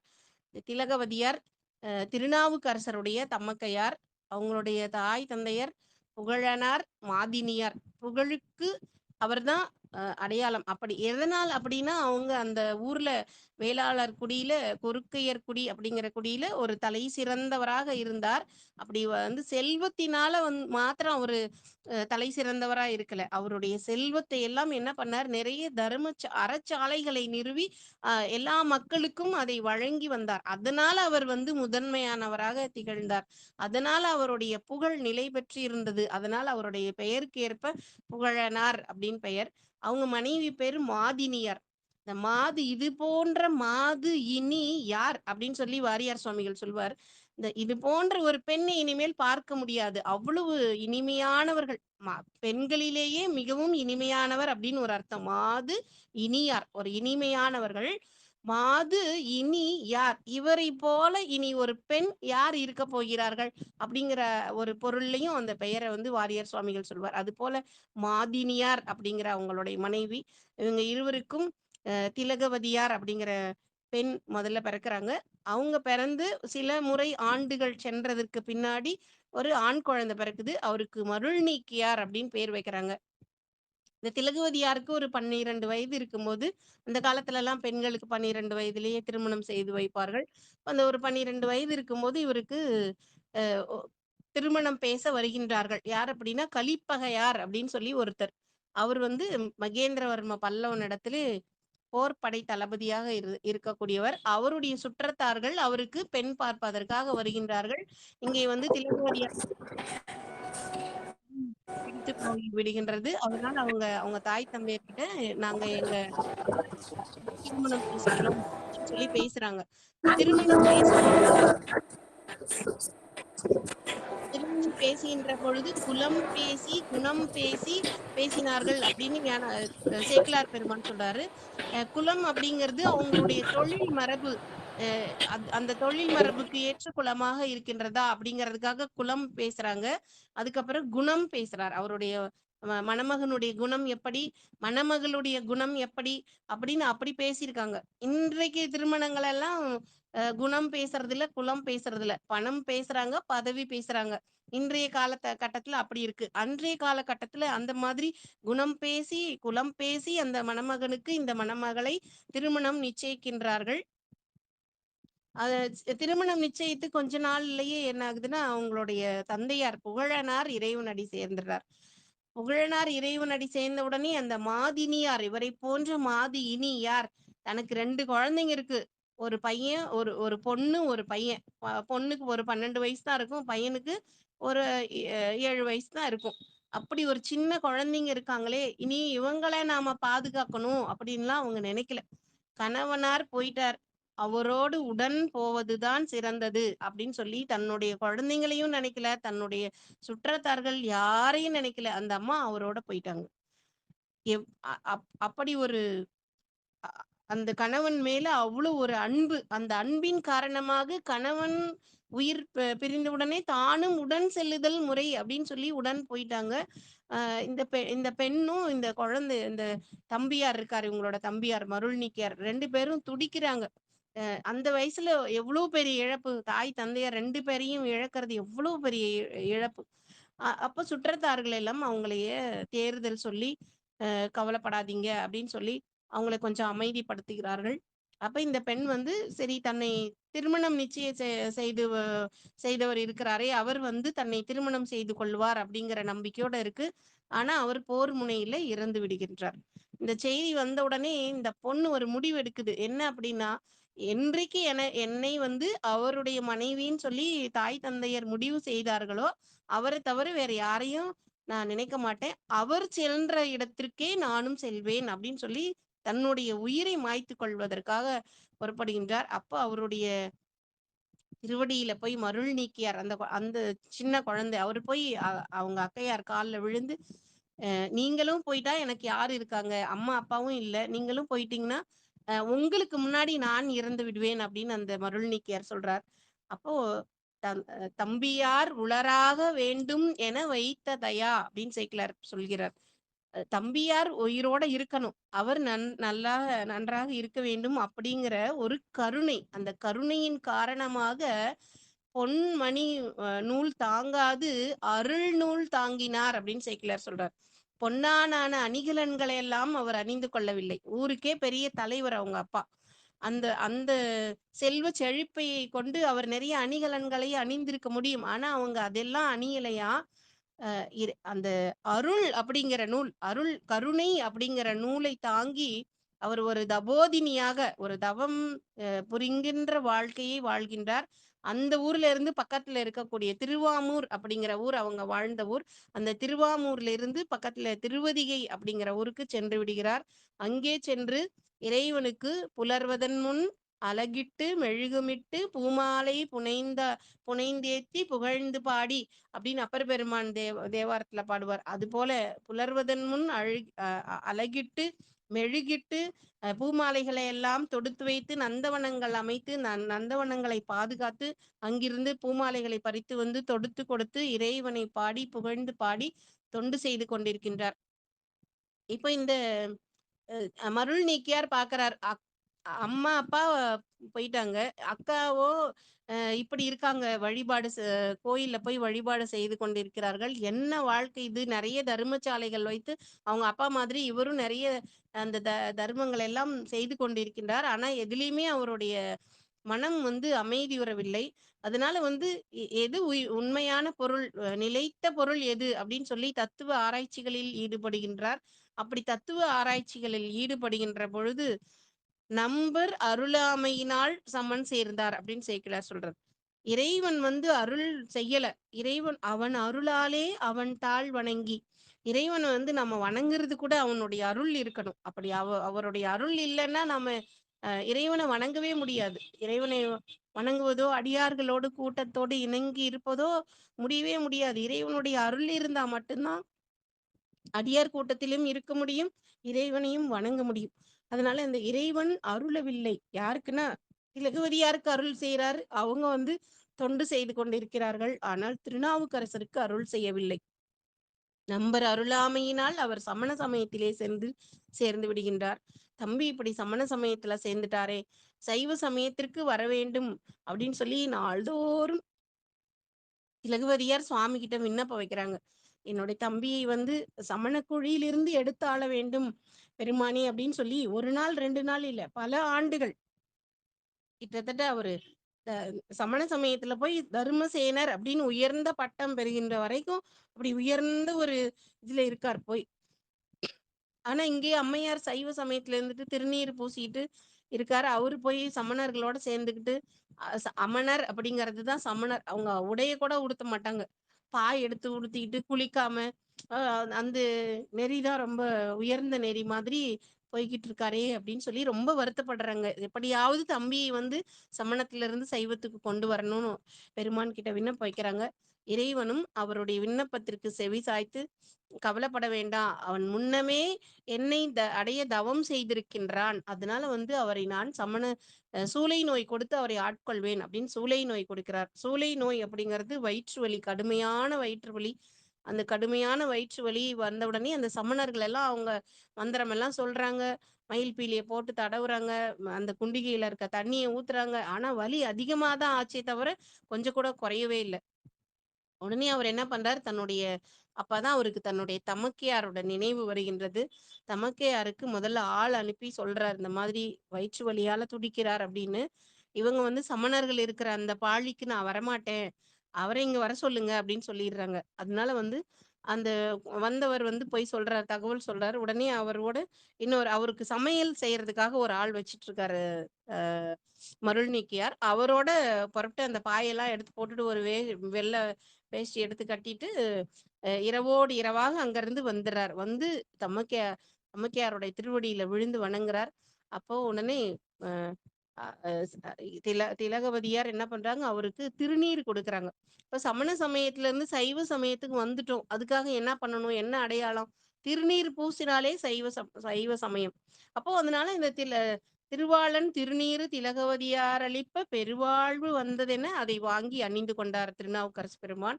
அப்படி அந்த திருநீர் அணிஞ்ச உடனேவே அவருக்கு அந்த வயிற்று வலி குறைந்து ஒரு மனதிலே ஒரு நிம்மதி ஏற்படுகிறது. இறைவனை போய் வணங்க சொல்றாங்க. இறைவனை போய் வணங்குகின்றார். வணங்குகின்ற பொழுது கூற்றாயினவாறு விளக்ககளீர் அப்படிங்கிற தேவாரத்தை பாடி வணங்குகின்றார். அந்த பாடல்ல ஒவ்வொரு பாடல்லையும் அந்த சூளை நோய் எப்படி அவரை வருத்தியது அப்படின்னு சொல்லி பாடியிருப்பார். சலம் பூவோடு தூபம் மறந்தறியேன், தமிழோடு இசை பாடல் மறந்தறியேன், நலம் தீங்கிலும் உன்னை மறந்தறியேன், உன் நாமம் என் நாவில் மறந்தறியேன். அப்போ இவர் வந்து சமண சமயத்துல இருந்து இப்பதான் சைவ சமயத்துக்குள்ள வராரு. ஆனா எப்படி இப்படி சொல்லுவார், சலம் பூவோடு தூபம் மறந்தறியேன், தமிழோடு இசை பாடல் மறந்தறியேன், நலம் தீங்கிலும் உன்னை மறந்தறியேன் அப்படின்னு சொல்றாரு. அப்படின்னா அவர் சமண சமயத்தினுடைய கொள்கைகள் பின்பற்றி இருந்தால் கூட அவருடைய ஆழ் மனது சைவத்துல இருந்திருக்கு. அதனாலதான் அவர் அப்படி பாட முடியுது வந்த உடனே. உன்னை நான் எப்பயும் மறந்ததே இல்லை, நல்லதுலயும் மறந்ததில்லை, தீயதிலையும் மறந்ததில்லை. நல்லது சைவத்துல சின்ன வயசுல இருக்கும்போதும் உன்னை மறந்ததில்லை, சமணத்திற்கு சென்ற போது அந்த தீயதிலும் உன்னை நான் மறந்ததில்லைன்னு பாடுறார். அப்படி பாடின உடனே அந்த சூளை நோயானது நீங்கி விடுகிறது. அதுக்கப்புறம் அவரும் தன்னுடைய தமக்கையார் என்ன செய்தார், கோயில்ல உழவார பணி செய்கிறார். அந்த உழவார படையை தன்னுடைய கரத்திலே ஏந்தி கொண்டு இறைவனுக்கு உழவார பணி செய்து அந்த உழவார பணியை இறுதி வரை செய்கின்றார். அந்த உழவார பணி திருப்புகலூர்ல அவர் உழவார பணி செய்து கொண்டேதான் அந்த எண்ணுகேன் என் சொல்லி எண்ணுகேனோ அப்படிங்கிற பாடலை பாடுறார். அப்படி பாடி இறைவனுடைய திருவடியை அடைகிறார். அந்த மாதிரி இந்த திலகவதியாரும் திலகவதியார் இல்லைன்னா திருநாவுக்கரசரே இல்லை. திலகவதியார் அந்த நெறியில நின்று கடைசி வரை அந்த நெறியிலேயே நின்று தன்னுடைய தம்பி மீது வைத்திருந்த கருணையினால் வேற எந்த சிந்தனையும் இல்லை அம்மையாருக்கு. அவர் வந்து சைவத்துக்கு வரணும் அப்படிங்கிற ஒரு சிந்தனை தான் அவர் சைவத்துக்கு வந்தது திலகவதியாரால். திலகவதியார் இல்லைன்னா இன்னைக்கு திருநாவுக்கரசர் இல்லை. அப்படி வந்து இந்த திலகவதியாரும் இந்த சைவ பயிரை அழைப்பதற்காக எவ்வளவு பெரிய ஒரு மனசுல ஒரு தியாகம்னு சொல்லுவோம் இல்லையா, அது கொஞ்சமா நஞ்சமான தியாகம் இல்லை. இப்படி ஒரு தியாகத்தை யாரால் செய்ய முடியும்? தன்னுடைய தம்பிக்காக வேற எந்த ஒரு விருப்பு வெறுப்பும் இல்லாம அந்த தம்பிக்காக அவங்க கடைசி வரைக்கும் அந்த சைவ நெறியில நின்று இருக்கின்றார்கள். அதே போல இப்பெல்லாம் பார்த்தோம்னா சாதாரணமா இப்ப இருக்க பெண்கள் வந்து கணவனை தூக்கி எறிஞ்சு பேசிடுறாங்க. ஏதாவது ஒரு சின்ன விஷயம்னா கூட உடனே வந்து டைவர்ஸ் அப்படின்னு சொல்லி போயிடுறாங்க. ஆனா இந்த பொண்ணு பாருங்க, 12 வயசுல அந்த கணவன் எப்படி இருப்பாருன்னு தெரியாது. ஏன்னா மணம் பேச வரும்போது அவங்களுடைய சுற்றத்தார்கள் தான் வந்தாங்க. அங்க மணமகன் வரல. அந்த மணமகன் எப்படி இருப்பார்? கருப்பா இருப்பாரா? சிவப்பா இருப்பாரா? எதுவுமே இந்த பொண்ணுக்கு தெரியாது. ஆனா தாய் தந்தையர் இவர் தான் உனக்கு கணவர் அப்படின்னு பேசிட்டாங்க. அதனால வந்து அந்த அவரையே கணவராக நினைத்து வேற எந்த நினைவும் அவருக்கு இல்ல. அ சிலப்பதிகாரத்துல சொல்லுவாங்க. கோப்பெருந்தேவி அவ பாண்டியனுடைய மனைவி. இந்த கோப்பெருந்தேவி பாண்டியன் யானோ அரசன் யானே கள்வன் கெடுக என் ஆயுள் அப்படின்னு சொல்றான். என்னுடைய ஆயுள் என்னை விட்டு பிரிந்து போகட்டும் அப்படின்னு சொன்ன உடனே அவனுடைய ஆயுள் பிரியுது. கணவன் உயிர் துறக்கிறாருன்னு தெரிஞ்ச உடனே கோப்பெருந்தேவி என்ன பண்றாங்கன்னா அவங்க முன்ன உயிரை விட்டுறாங்க. ஏன்னா கணவன் இல்லாத உலகத்துல எப்படி புகழனார் உயிர் பிரிந்த உடனே மாதினியாரும் உடன் சென்றாரோ, அது போல இந்த கோப்பெருந்தேவி உடனே அவருடைய உயிர் பிரிந்தது. அதனால கோப்பெருந்தேவியை முதல் நிலை கற்புடைய பெண் அப்படின்னு சொல்லுவாங்க. அடுத்ததாக கண்ணகி. கண்ணகி தன்னுடைய கணவன் மேல் கொலைப்பழி உண்டானது. அந்த கொலைப்பழியை நீக்கிவிட்டு அவள் உயிரை விடுகின்றாள். அதனால வந்து அவளுடைய கற்பு 2ஆம் நிலை கற்பாக பேசப்படுகிறது. அடுத்தது மாதவி. மாதவி வந்து கணிகையர் குலத்துல பிறந்தாலும் கோவலனோடு வாழ்ந்ததனால் அவள் 3ஆம் நிலை கற்புடையவளாக அந்த கற்பு நிலையை 3 வகையாக அந்த சிலப்பதிகாரத்திலே காட்டுகின்றார்கள். ஆனா திலகவதியாருடைய கற்பு இதுக்கெல்லாம் மேலானது. ஏன்னா அவங்க கணவனோட வாழ்ந்தவர்கள். ஆனா இவங்க கணவனோட வாழல. திருமணமே நடக்கல. திருமணம் பேசிதான் வச்சிருக்காங்க. ஆனா எப்ப வந்து தன்னுடைய தாய் தந்தையர் இவர்தான் தன்னுடைய கணவர் அப்படின்னு சொல்லிட்டாங்களோ அதுக்கப்புறம் வேற யாரையும் நினைக்க அவங்க விரும்பல. வேற யாரையும் திருமணம் செய்து கொள்ளவும் நினைக்கவில்லை. உடனே அவங்களும் உயிர் விட துணிகின்றார்கள். அப்படி ஒரு சிறந்த பெண்ணாக திலகவதியார் திகழ்ந்திருக்கின்றார். இப்படி இந்த இந்த சைவ சமயத்தை இன்னும் நிலைநிறுத்தின பெண்கள் நிறைய. ஒவ்வொரு நாயன்மாருடைய மனைவியும் பாத்தீங்கன்னா திருநீலகண்ட நாயனாருடைய மனைவி கிண்டி வீராயின் எம்மை திருநீலகண்டம், அதுதான் அந்த அம்மா சொன்ன ஒரே வார்த்தை. அதை வச்சு உடனே என்ன பண்றாரு இவரு, எம்மை அப்படின்னு சொன்னதுனால வேற யாரையுமே தொடாம இருக்கிறார். அப்படி இவங்களை 2 பேரும் வந்து இப்படி வாழ்ந்து கொண்டிருக்கிறார்கள். அதாவது வீட்டுல அந்த அம்மா சமைப்பாங்க, அவருக்கு துணிமணி எல்லாம் துவைச்சு போடுவாங்க, வீட்டுல எல்லா வேலையும் பண்ணுவாங்க, அவருக்கு சாப்பாடு பரிமாறுவாங்க, எல்லாம் பண்ணுவாங்க. ஆனா வந்து வேற எதுவும் அவர் கூட பேச்சு வச்சுக்க மாட்டாங்க. இது பக்கத்து வீட்டுக்காரங்களுக்கு கூட தெரியாது. அவங்க கூட இருக்க நெருங்கிய சுற்றத்தாருக்கு கூட இது தெரியாது. அதுதான் அயல் அறியாமல் அவர் வாழ்ந்தார். அதுதான் அவர் அந்த பெண்ணினுடைய ஒரு மாண்பு. அப்படி நம்ம நம்ம என்ன பண்ணுவோம், வீட்டுல ஒரு நாளைக்கு வீட்டுக்காரர் பேசலன்னா எல்லாருக்கிட்டையும் போய் சொல்லிடுவோம், என்னன்னு தெரியல எங்க வீட்டுக்காரர் என்கிட்ட பேச மாட்டேங்கிறார் அப்படின்னு ஊரு புறம் சொல்லி வச்சிருவோம். ஆனா அவங்க வந்து அந்த வாழ்க்கையை பற்றி அயலார் அறியாமல் கடைசி வரை வாழ்ந்தார்கள். சிவபெருமான் பாக்குறாரு, என்ன இளமையே போயிருச்சு, இளமையெல்லாம் முடிஞ்சு முதுமைக்கே வந்துட்டாங்க, இன்னும் இப்படி இருக்காங்களே இவங்க இவங்க இப்படி இருக்காங்க அப்படிங்கறது உலகத்துக்கு தெரிவிக்கணும் அப்படிங்கறதுக்காக சுவாமி வந்து அவங்களை ஆட்கொண்டு அந்த இளமையாக்கினார் குளத்துல. அது வந்து பெரிய புராணத்துல அது அவங்களுடைய வரலாறு அப்படி போகும். அப்போ அந்த பெண் வந்து எப்படி வந்து அயலாருக்கு கூட தெரியாமல் தாங்கள் இப்படி ஒரு வாழ்க்கை வாழ்கிறோம் அப்படிங்கிறதே சொல்லாம இருந்ததுதான் அந்த நாயன்மாருடைய கொள்கைக்கும் மாறுபடாமல் இவர் வெளியிலையும் சொல்லாமல் வாழ்ந்தார். அது அந்த பெண்ணினுடைய மாண்பு. இப்படி ஒருவருவருமாக சொல்லிக்கொண்டே செல்லலாம். இளையான்குடி மாறநாயனாருடைய மனைவி. நள்ளிரவு நேரத்துல வந்து நல்ல மழை கொட்டுன்னு கொட்டிட்டு இருக்கு. இப்ப இருக்க மாதிரி அந்த காலத்துல வந்து மின் விளக்குகளோ இல்ல வேற எந்த வசதிகளோ இல்லாத காலம். அந்த காலத்துல நள்ளிரவு நேரத்துல மழை காலத்துல வந்து ஒருத்தர் கதவை தட்டுறார். வெளியில போனா மழையில நனைஞ்சிட்டு ஒரு முதியவர் நிக்கிறார். உடனே அவரை உள்ள கூட்டிட்டு வந்து இந்த நாயன்மார் என்ன பண்றாரு, அவருடைய ஈரங்களை எல்லாம் துடைத்து விட்டு உள்ள போய் சொல்றாரு.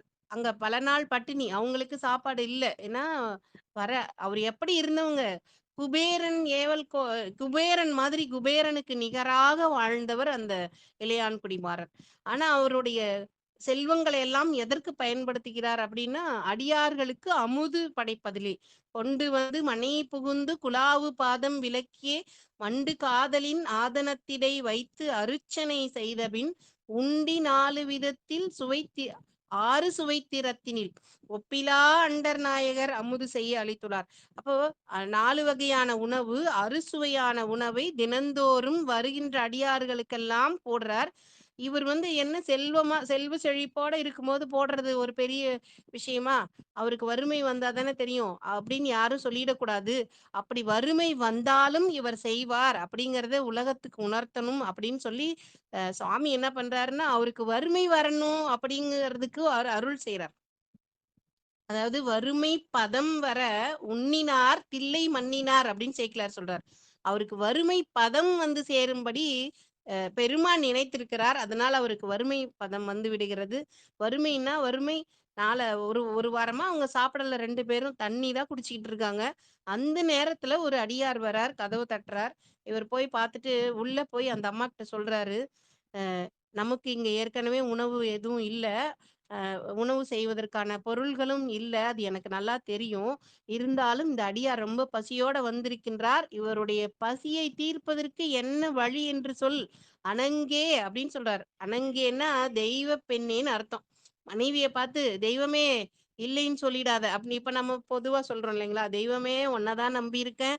நீ மட்டும் இத மறுத்து சொல்லிடாதன்னு நம்ம சொல்லுவோம். அதுபோல அந்த பெண்ணை தன்னுடைய மனைவியை பார்த்து சொல்றாரு. தெய்வமே அணங்கே நீ வந்து என்ன பண்ணு, இதற்கு ஏதாவது ஒரு வழி சொல் அப்படிங்கிறாரு. இவரே சொல்லிட்டாரு வீட்ல ஒண்ணும் இல்லன்னு. எதையும் வீட்ல இவங்களுக்கும் இல்ல. இனி இனி இருக்கிறவருக்கு வந்திருக்கவருக்கு செய்யறதுக்கு அங்க வீட்ல ஒண்ணும் இல்ல. நல்லா தெரியும். வந்திருக்கிறது நடுநிசி. இந்த நேரத்துல போய் அந்த அம்மாகிட்ட சொல்றாரு, "தெய்வமே இல்லைன்னு சொல்லிடாத. அவருடைய பசிய ஆற்றுவதற்கு ஏதாவது ஒரு வழி சொல்" அப்படின்னு கேட்கிறாரு. அப்ப அந்த அம்மா சொல்றாங்க, "பொழுதும் போய்விட்டது, போமிடம் வேறு இல்லை." பொழுது வேற போயிருச்சு. இந்த நேரத்துல போய் எங்கேயும் அக்கம் பக்கம் கூட கடன் கூட கேட்க முடியாது இந்த நேரம். ஏன்னா, அந்த நேரம் அப்படிப்பட்ட நேரம். அந்த நேரத்துல போய் யார்கிட்டயும் கேட்பதற்கும் வழி இல்லை. ஆனால் நம்ம வீட்லயோ எதுவும் எதனால வீட்ல எதுவும் இல்லைன்னு சொல்றாங்க. அதுதான் அங்க அந்த அம்மையாருடைய சிறப்பு. என்னுடைய தீவினை காரணமாக இங்க எதுவும் இல்ல. ஆ ஆனாலும் இவரை அமுது செய்விக்க வேண்டும். இன்னைக்கு காலையில நீங்க வயல்ல போய் விதைச்சுட்டு வந்தீங்களே நெல், அந்த விதை நெல்லை கொண்டு வந்தால் இவருக்கு அமுது செய்யலாம் அப்படின்னு சொல்றாங்க. விதை நெல்ல எவ்வளவு பஞ்சம் வந்தாலும் இந்த வேளாண் பெருமக்கள் அதை எடுத்து சாப்பிடவே மாட்டாங்க. அந்த விதை நெல்லை இவங்க பல நாள் பட்டினி இருந்தா கூட விதை நெல்லை வீட்ல பத்திரமா வச்சிருந்து போய் வயல்ல விதைச்சிட்டு தான் வருவாங்களே தவிர அதை சாப்பிட மாட்டாங்க. இந்த அம்மா என்ன சொல்றாங்க, வயல்ல விதைச்ச நெல்லை போய் எடுத்துட்டு வாங்க அப்படின்னு சொல்றாங்க. வயல்ல விதைச்ச நெல்லை எப்படி எடுக்க முடியும்? அது அது அத உடனே இவர் வந்து என்ன பண்றாரு, அது அற்றாருக்கு ஒரு ஒரு பொக்கிஷம் கிடைச்சா எப்படியோ அப்படி ஒரு மன மகிழ்ச்சியோட ஒரு கூடைய எடுத்து மாட்டிட்டு இருட்டுல அப்படியே தடவி தடவி தன்னோட வயல் எந்த இடத்துல இருக்குன்னு கூட தெரியாது. அவ்வளவு இருட்டு. ஏன்னா மழை வேற பொழிஞ்சிட்டு இருக்கு. அந்த மழையில தடவி தடவி போய் அந்த நெல் முளைகளை அப்படியே வாரி சேற்றோட வாரி அந்த கூடையில போட்டு எடுத்துட்டு வராரு. இந்த அம்மா அது வாசல்ல நின்னு பார்த்துக்கிட்டே இருக்காங்க. வந்த உடனே அத வாங்கிட்டு போய் நல்லா கழுவி சுத்தம் பண்ணிட்டு, அப்புறமா சொல்றாங்க, "வீட்ல விறகு கூட இல்ல. ஏன்னா மழை எங்க பார்த்தாலும் சோன்னு கொட்டிட்டு இருக்கு. எல்லாம் விறகெல்லாம் நனைஞ்சு போச்சு. வீட்ல எரிக்கிறதுக்கு விறகு இல்ல" அப்படின்னு சொல்றாங்க. உடனே என்ன பண்றாரு, வீட்ல இருக்கிற அலக்கு, அதாவது மேல உத்தரம் அப்படின்னு சொல்வோம். அந்த உத்தரத்த அலக்குகளை அறுத்து கொடுக்கிறார். உடனே அத முறிச்சு அடுப்புல வச்சு, இந்த நெல்ல வந்து வறுக்குறாங்க. வறுத்து அந்த நெல்லை அரிசி ஆக்கினார். இங்க அடியவர் தூங்கிட்டு இருக்காரு. அது உலக்கையில போட்டு குத்துனா அந்த சத்தம் வந்தா கூட அவருக்கு தூக்கம் போயிருமோன்னு சொல்லி 2 பேரும் உட்கார்ந்து உரிச்சே எடுத்துட்டாங்க போல இருக்கு. அந்த அந்த நெல் அரிசி ஆக்கினார்ன்னு சொல்றாரு சேக்கிழார். எப்படி ஆக்கினாருன்னு சொல்லல. ஆனா, அவருக்கு இடையூறு இல்லாம, அந்த தூங்கிட்டு இருக்க பெரியவருக்கு இடையூறு இல்லாம இவங்க 2 பேரும் அத அரிசியா மாத்திட்டாங்க. அத உலையில போட்டு திருவமுது செஞ்சுட்டாங்க. அன்னம் தயாராகி விட்டது. இப்ப அடுத்ததா சொல்றாங்க, இதுக்கு கரியமுது வேணும். கரியமுதுக்கு என்ன செய்யலாம்? அப்படின்னு சொல்றாங்க. உடனே அடியவர் என்ன பண்றார், வீட்டுல இருக்க பின்பக்கம் அவங்க தோட்டத்துல புன்செய் பயிர்கள் எல்லாம் செஞ்சிருக்காங்க. அந்த கீரைகள், அந்த காய்கறி செடி, அந்த முளைச்சி வந்திருக்கும் இல்லையா? அது எல்லாம் போய் பறிச்சு கொண்டு வந்து அந்த அம்மா கையில குடுக்குறாங்க. அந்த அம்மையார் வந்து முன்ன என்ன பண்ணாங்க அவங்க, அறுசுவை திறத்தினில் அ திருவமுது செய்து அடியார்களுக்கு படைத்த அந்த கைப்பக்குவத்தை கொண்டு, அந்த பொருள்களை வைத்து கரியமுது எல்லாவற்றையும் அ தயார் செய்து வைத்திருக்கிறார்கள். அப்ப போய் இறைவனை அந்த அடியார் இறைவன் அவங்களுக்கு தெரியாது. அடியார போய் உணவு உண்பதற்காக எழுப்புகின்றார்கள். அவரு இறைவன் அங்கே ஒளி வடிவமாக உமையம்மையோடு அவர்களுக்கு காட்சி கொடுக்கின்றார். இப்போ இந்த அம்மையார் வந்து ஒரு நள்ளிரவு நேரத்துல இப்ப நம்ம வீட்ல என்ன பண்ணுவோம், யாராவது நடுராத்திரியெல்லாம் வர வேண்டாம். ஒரு 9 மணிக்கு வந்தா கூட அ வி குக்கர்ல ஒரு விசில் வச்சாவே உணவு தயாராயிடும். ஆனா, அப்ப நமக்கு சோம்பேறித்தனமா இருக்கும். அந்த தொலைக்காட்சியிலருந்து இப்படி திரும்ப கூட நமக்கு பிடிக்காது. அந்த நேரத்துல யாராவது வந்தா, மனசு அவ்ளோ எரிச்சலா இருக்கும். "வந்திருக்காங்க பாரு, நேரங்காலமே தெரியாம" அப்படி நெனைப்போம். ஆனா, எந்த விதமான ஒரு வசதி வாய்ப்புகள் இல்லாத அந்த காலத்துல, வீட்ல எதுவுமே இல்லாத நிலையில கூட, அந்த வறுமையை பத்தி நினைக்காமல், தன்னுடைய தீவினையின் காரணமாக இந்த வறுமை வந்தது அப்படின்னு அந்த அம்மா அ அ அவருடைய கணவரையெல்லாம் அவங்க குறையே சொல்லல. நம்மளா இருந்தா என்ன நெனச்சிட்டு இருக்கீங்க நீங்க? இந்த நேரத்துல போய் வீட்ல இல்லைன்னு நல்லாவே உங்களுக்கு தெரியும். இந்த நேரத்துல போய் ஒருத்தருக்கு சாப்பாடு போடுனா எப்படி போடுறதுன்னு அப்படி கேள்வி கேட்போம். ஆனா அந்த அம்மா யோசிச்சு, வெ விதை நெல்ல கொண்டு வாங்க. அதை நம்ம அமுதாக்கி வழங்கலாம் அப்படின்னு சொல்றாங்க. அதேபோல விதை நெல் எடுக்க போறப்பவே வீட்ல விறகு இல்ல அப்படிலாம் சொல்லி அவரு அடுத்த அடுத்த இத வந்து அவரு ரொம்ப அது துன்பப்படுற மாதிரியெல்லாம் அவங்க சொல்லல. ஒண்ணு கொண்டு வந்து குடுத்ததுக்கு அப்புறமா தான் அடுத்தது என்ன வேணும்? இல்ல, இது இல்ல அப்படி இல்லைன்னு சொல்லல அவங்க. இல்லைங்கிற வார்த்தையவே அவங்க பயன்படுத்தல. அடுத்ததா என்ன பண்ணணும்? அடுத்ததா என்ன செய்யலாம்? அப்படின்னு அவங்க கிட்ட அவர்கிட்ட கேட்கறாங்க. அப்படி ஒரு அந்த நாயன்மார் மனதுல வந்து, ஐயோ! நெறைய எதுவுமே இல்ல அப்படின்னு சொல்லியிருந்தா சோர்வடைந்து உட்கார்ந்திருப்பார். ஆனா அவரை வந்து அந்த அடியாருக்கு எப்படியாவது அமுது படைக்க வேண்டும் அப்படிங்கிற அந்த கொள்கைக்கு எந்த அளவுக்கு இவங்க உறுதுணையா இருந்திருக்காங்க. அந்த மாதிரி வந்து வீட்ல எதையுமே இல்ல, இல்லன்னு சொல்லக்கூடாது அப்படின்னு சொல்லுவாங்க. வீட்ல பெண்கள் இல்ல, இல்லைன்னு சொல்லக்கூடாது. ஏன்னா, ஒவ்வொரு வீட்டிலயும் கிரகலட்சுமி அப்படிங்கிற ஒரு லட்சுமி இருப்பாங்க. அவங்க எப்பயுமே நம்மளையே "அப்படியே ஆகட்டும், அப்படியே ஆகட்டும்" அப்படின்னு வாழ்த்திக்கிட்டே இருப்பாங்களாம் எப்பயும். ஐயா நம்ம தேவாரம் பாடும்போது ஒவ்வொரு முறையும் "வாழ்க, வாழ்க, வாழ்க, வாழ்க" அப்படின்னு மனம் நிறைய வாழ்த்துகிறார்ல. அதுபோல அந்த கிரகலட்சுமி வீட்ல இருந்து "அப்படியே ஆகட்டும், அப்படியே ஆகட்டும்னு" சொல்லி வாழ்த்திக்கிட்டே இருப்பாங்களாம். அதனால நம்ம ஏதாவது இல்லை அப்படின்னு சொன்னா, அப்படியே ஆகட்டும்னு அந்த நேரத்துல அவங்க சொல்லிட்டாங்கன்னா, அந்த பொருள் இல்லாம போயிடும்னு பெண்கள் எதையும் இல்லைன்னு சொல்லக்கூடாது. நிறைந்து இருக்கிறது அப்படின்னு சொல்லணும். இப்ப பருப்பு தீர்ந்து போச்சுன்னா, நிறைந்து இருக்கு அப்படின்னு சொல்லணும். அப்படி நிறைவாக இருக்கிறது அப்படிங்கிற அந்த மன நிலைமையிலே அந்த அம்மையார் வந்து அடுத்து என்ன செய்யலாம்? அடுத்து என்ன செய்யலாம்? இந்த வித்திய விளை நெல்லை கொண்டு வந்தால் ஒருவாறு திருவுமுது ஆக்கலாம். அப்படிதான் சொல்றாங்க. எல்லாமே வந்து பாசிட்டிவாவே சொல்லி அந்த நாயன்மாருடைய கொள்கைக்கு எந்த விதமான மாறுபாடும் வந்துவிடாமல், அந்த அடியார் நள்ளிரவுல வந்திருக்க ஒரு அடியாருக்கு அமுது செய்வதற்கு அவர் உறுதுணையாக இருந்திருக்கிறார். அப்படி இளையான்குடி மாறநாயனாருடைய மனைவி எவ்வளவு ஒரு செல்வ செழிப்போட இருந்தவங்க, இப்படி வறுமை நிலைக்கு வரும்போது என்ன நெனைப்பாங்க, "ஏங்க இப்படியே ஊருக்கெல்லாம் சாப்பாடு போடுறேன், சாப்பாடு போடுறேன்னு சொல்லி நம்ம ஒண்ணுமில்லாம போயிட்டோம்" அப்படின்னு சொல்லுவாங்க. ஆனா அப்படியெல்லாம் இது உலகியல்ல இருக்கிற பெண்கள் சொல்றது. ஆனா அந்த அம்மையார் வந்து ஒரு வார்த்தை கூட அந்த மாதிரி எல்லாம் பேசவே இல்ல. ஒரு ஒரு ஒரு வாரமா சாப்பிடாம இருந்த நிலைமையில கூட நள்ளிரவுல வந்திருக்க ஒரு அடியார், ஒரு வயசானவர் வந்திருக்காரு. ஏறாங்க அவர்கிட்டயும் அவங்க முகத்த காட்டல. அவருக்கும் அவங்க கணவர்கிட்டயும் அவங்க வந்து ஒரு கடுமையான சொல்லல. அப்படி ஒரு அந்த அடியோருக்கு திருவமுது படைப்பதற்கு என்னென்ன பண்ண முடியுமோ, அதை வந்து ஒண்ணொண்ணா அவங்க கணவர்கிட்ட சொல்லி அவரை ஆற்றுப்படுத்துகின்றார். அந்த அப்படி அவங்க ஒரு நெறியில நின்றதுனால தான் இளையான்குடி மாறருடைய அந்த தன்மை வந்து வெளிப்படுகின்றது. அதற்கு உறுதுணையாக இந்த இளையான்குடி மாறருடைய மனைவி. அவங்க பெயரெல்லாம் தெரியாது. அப்படி இருக்கிறார்கள். அடுத்ததாக அ இல்லையே எண்ணாத இயற்பகையார். அடியார்களுக்கு எந்த பொருள் இப்போ நம்ம வீட்ல இருக்க பொருளெல்லாம் நம்ம என்ன நெனைப்போம், இது நம்மளுடையது, இது என்னுடையது சொல்லப்போனா. என்னுடையது, நம்மளுடையது அப்படி நெனைப்போம். ஆனா இந்த அ இவ இவர் என்ன இது உலக இயல்பு. அதாவது இது என்னுடையது, இது நம்முடையது அப்படின்னு நினைக்கிறது உலக இயல்பு. ஆனா இந்த உலக இயல்புக்கு பகையாக ஒருத்தர் இருக்கிறார். அதனால அவருக்கு ஏற்பகை நாயனார்ன்னு பேரு.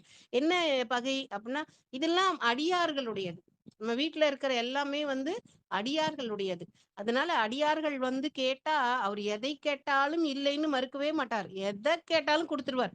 அது எவ்வளவு விலை உயர்ந்த பொருளாக இருந்தாலும் சரி, எவ்வளவு கிடைத்திருக்க அருமையாக இருக்கின்ற பொருளாக இருந்தாலும் சரி, அடியார்கள் வந்து கேட்டுட்டாங்க அப்படின்னா, உடனே இல்லையே என்னாத இயற்பகைன்னு சுந்தரர் அவர சொல்றார்.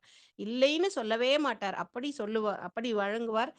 எத கேட்டாலும் குடுப்பாரு. அப்படிங்கிறத அந்த மாண்பினை உலகுக்கு உணர்த்த வேண்டும் அப்படின்னு சிவபெருமான் நினைக்கிறார்.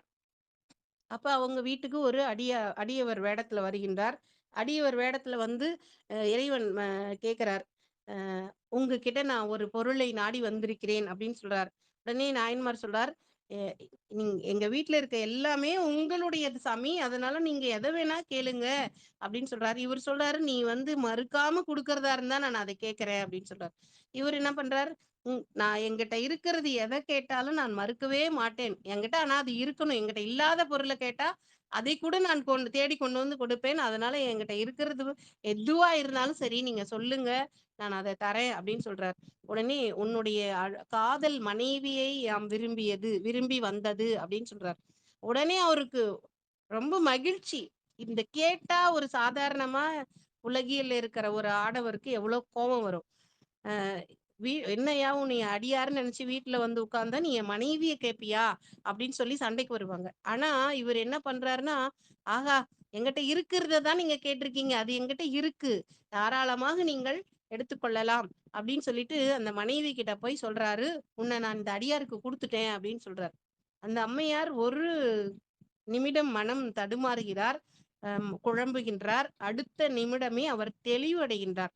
தெளிவு அடைந்து என்ன சொல்கின்றார் அப்படின்னா, என்னுடைய உயிர்க்கு ஒரு என்னுடைய உயிர்க்கு துணையா இருக்கக்கூடிய ஒரு தலைவனேனா ஒப்பற்ற தலைவன் அப்படின்னு. என்னுடைய உயிருக்கு ஒப்பற்ற தலைவராக விளங்கக்கூடியவர் தாங்கள். நீங்க சொல்றதை மறுத்து பேசும் உரிமை எனக்கு இருக்கிறதா அப்படின்னு கேக்குறாங்க. அப்பனா என்னன்னா, உரிமை எனக்கு இல்லை, நீங்க சொல்றதை மறுக்காமல் நான் ஏற்றுக்கொள்வது, அதை அப்படியே ஏற்பதை தவிர வேற எந்த உரிமையும் எனக்கு கிடையாது. அதனால் நான் அவருடன் செல்கிறேன் அப்படின்னு சொல்லிட்டு, உடனே அந்த அம்மா இருங்க கொஞ்சம் புடவைய மாத்திட்டு வரேன் அப்படியெல்லாம் கூட சொல்லல. உடனே என்ன பண்றாங்க, அவரோட கிளம்பி போறாங்க. அப்போ இந்த காலத்து பெண்களா இருந்தா அப்படியே பொங்கி எழுந்திருப்பாங்க. ஆனா அந்த பெண் என்ன பண்றாங்க, கணவன் சொல் கற்பெனப்படுவது சொல் திறம்பாமை. அந்த கணவன் வந்து வார்த்தையை கொடுத்துட்டார். உனக்கு எது கேட்டாலும் நான் தரேன் அப்படின்னு சொல்லிட்டார். மனைவியையும் கொடுக்குறேன்னு சொல்லிட்டார். இப்போ மறுத்து பேசினா என்ன ஆகும், இவருடைய கொள்கை மறுப்பாகிவிடும். அதாவது இவர் இவ்வளவு நாளாக இல்லை அப்படின்னு சொல்ற வார்த்தையவே சொல்லாம அடியார்கள் எது கேட்டாலும் கொடுத்து கொண்டிருக்கின்ற அந்த கொள்கை வந்து மாறுபட்டுவிடும். அந்த கொள்கையில் மாறுபாடு வந்துவிடக் கூடாது. அந்த கொள்கையில் இவர் உறுதியாக இருக்கின்றார் அப்படிங்கறதுனால அந்த அம்மையார் என்ன பண்றாங்க, உடனே வந்து அவரோட கிளம்பி போறாங்க. அந்த இறைவன் வந்து அவங்கள கூப்பிட்டுட்டு போறாரு. போறப்ப தயங்கி நிக்கிறாரு. என்ன சுவாமி வேணும், நீங்க ஏன் தயங்கி இருக்கீங்க, இன்னும் ஏதாவது வேணுமா அப்படின்னு சொல்லி மண்ணில் கேக்குறாங்க. நல்ல வண்ணம் வாழலாம் வைகளும் எண்ணின் நல்லகதிக்கு யாதுமோர் குறைகளை கண்ணின் நல்லத்தரும் கழுமல வலநகர் பெண்ணின் நல்லாளோடும் பெருந்தகை இருந்ததே தனம் தரும் கல்வி தரும் ஒரு நாளும் தலவரியா மனம் தரும் தெய்வ வடிவம் தரும் நெஞ்சில் வஞ்சமில்லா இனம் தரும் நல்லனையெல்லாம் தரும் அன்பர் என்பவருக்கே கணம் தரும் பொங்குழலால் அபிராமி கடைக்கண்களை எம்பெருமானந்தரும் அபித குஜாம்பாலுடனாகிய அருணாச்சலேஸ்வர கடாட்சம் பரிபூர்ணமாக ஒரு இல்லத்தாருக்கும் குடும்ப உறுப்பினருக்கும் அனைவருக்கும் கிடைப்பதாக ஓம் சக்தி பராசக்தி தாயே சரணம். தம்பி பிரேமமா அந்த உதிரி பொருள் அர்ச்சனை பண்ணது வாழ்த்து கொடுக்குது. சொல்லுங்க, அண்ணாமலையாருக்கு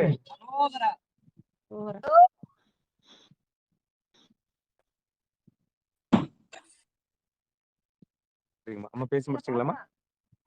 ஐயா பேசி முடிச்சிங்களா? இன்னும் கொஞ்சம் இருக்குங்க ஐயா, முடிச்சிடுறேங்க ஐயா. நல்லதுமா, நன்றிமா. நான் நேரலையில உங்களோட நிகழ்ச்சி வந்து எங்க ஸ்பீக்கர்ல போட்டிருக்கேன். சரிங்க ஐயா, சரிங்க ஐயா. இன்னும் ஒரு 7 நிமிஷம் இருக்கு. 10:53 ஆகுது. சரிங்கம்மா. இப்ப எடுத்திருக்க வரலாறு மட்டும் முடிச்சு நிறைவு செய்துக்கலாம். சரிங்கம்மா. நல்லது, நன்றி. நன்றிங்க ஐயா. இந்த இளையான்குடி இயற்பகை நாயனாருடைய மனைவி அவரோட செல்வதற்கு அவரோடு சென்று நின்று கொண்டிருக்கிறார். இப்ப நாயன்மார்கிட்ட வந்து அவர் சொல்றாரு, நான் இந்த பொண்ணை கூட்டிட்டு போனா உன்னுடைய சுற்றத்தாரும் அந்த பொண்ணோட சுற்றத்தாரும் என்ன சும்மா விடுவாங்களா, அதனால இந்த ஊர் எல்லை வரைக்கும் என்ன கொண்டு போய் பத்திரமா விட்டுட்டு வா அப்படின்னு சொல்லி கேட்கிறாரு. உடனே இவர் என்ன பண்றாருன்னா, இது நீங்க கேட்கறதுக்கு முன்னாடி நான் செஞ்சிருக்கணும், இதோ வந்துட்டேன் சாமின்னு உள்ள போய் கவசங்களை எல்லாம் எடுத்துக்கொண்டு வாள் எடுத்துக்கொண்டு இவர் வருகின்றார். அதே போல அவங்களுடைய சுற்றத்தார்கள் எல்லாம் உடனே அந்த செய்தி பரவி எல்லாரும் வந்து நிக்கிறாங்க. என்ன என்ன இது இதுவரைக்கும் இல்லாத ஒரு இதா இருக்கு.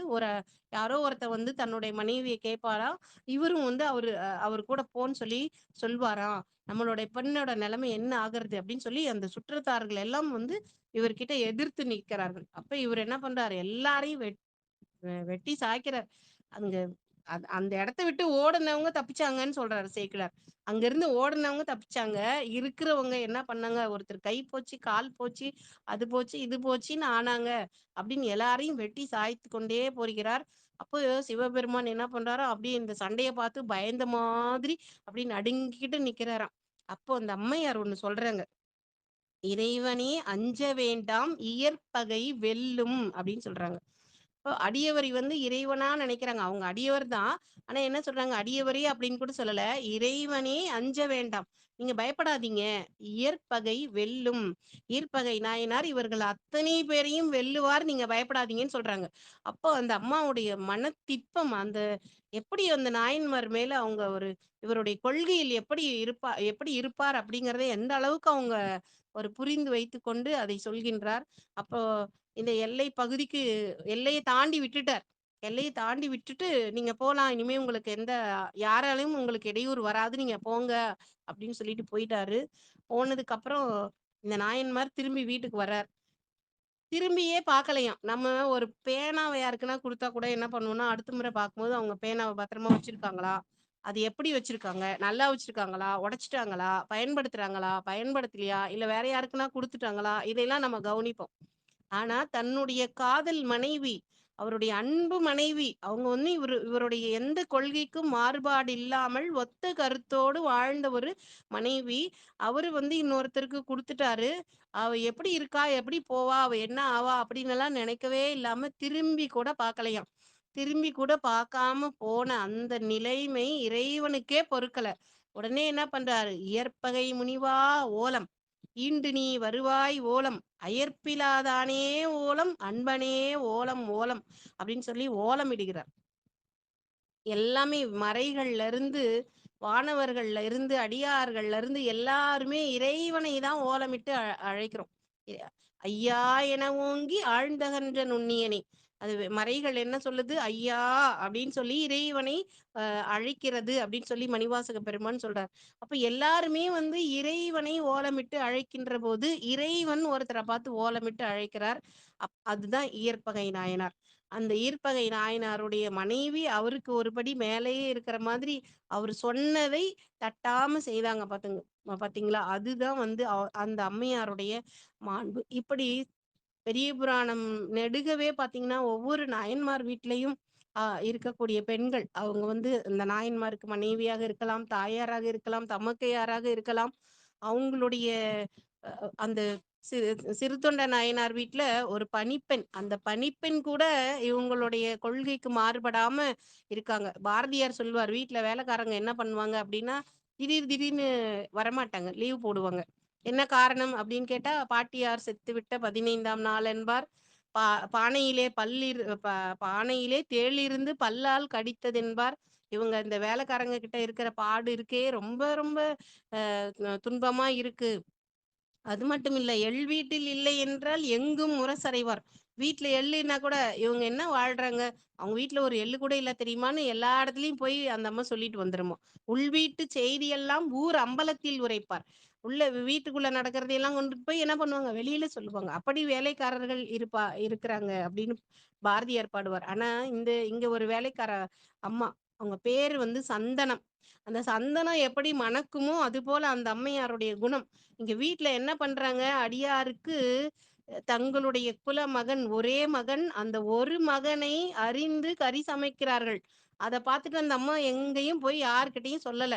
ஆனா அதுக்கு பதிலா என்ன பண்ணுதுன்னா, அவங்க வந்து இந்த குழந்தையோட தலையை வந்து ஒதுக்கி வைத்து விடுகிறார்கள். ஏன்னா தலைக்கறி சில பேர் சாப்பிட மாட்டாங்க அப்படிங்கறதுனால அந்த தலைக்கறிய எடுத்துட்டு போய் இந்த அம்மா என்ன பண்ணுது, வந்திருக்கிற பைரவ சன்னியாசி எத்தனை விதமான நிபந்தனைகளை போடுறாரு சாப்பிடறதுக்கு. இவர் வந்து இந்த தலைக்கறியும் திடீர்னு கேட்டுட்டா என்ன பண்றது, அதனால சாப்பிடாம போயிட்டாருன்னா என்ன பண்றது, அப்போ சிறுதொண்ட நாயனாருடைய கொள்கை என்ன ஆகிறது அப்படின்னு அந்த அம்மா இவங்களுக்கு தெரியாம பக்குவம் பண்ணி வச்சிருக்கு. அதே போல அந்த அடியார் வந்து உணவு பரிமாறும்போது எல்லா உறுப்புகளையும் படைத்தீர்களா, எல்லா உறுப்பும் பக்குவம் செய்தாயிற்றுன்னு சொல்றாங்க. அப்போ தலைக்கறி மாத்திரம் கரியமுதுக்கு உதவாதுன்னு சொல்லி எடுத்து வச்சிட்டோம் அப்படின்னு சொல்றாங்க. அப்ப சொல்றாரு, அதுவும் கூட நான் விரும்பி உண்பது அப்படின்னு சொல்றாரு. அப்போ உடனே இவங்க திகைக்கிறாங்க, என்னடா அது இப்படி சொல்லிட்டாரே, விரும்பி உண்பதுன்னு வேற சொல்லிட்டாரே, இவருக்கு இதை கொடுக்க முடியாம போயிருச்சே அப்படின்னு வருத்தப்படுறாங்க. அப்போ அந்த சந்தன தாதியார், நான் இந்த அடியார் கேட்டாலும் கேட்கக்கூடும்னு நான் ஏற்கனவே பக்குவம் பண்ணி வச்சிருக்கேன் அப்படின்னு சொல்லி கொண்டு வந்து கொடுக்குறாங்க. அப்படி ஒரு பணிப்பெண். இந்த இந்த அந்த அந்த குடும்பத்துல இருக்கிறவங்களுடைய கொள்கைக்கு மாறுபாடு இல்லாமல் அவர்களுடைய கொள்கை வழி நின்றது.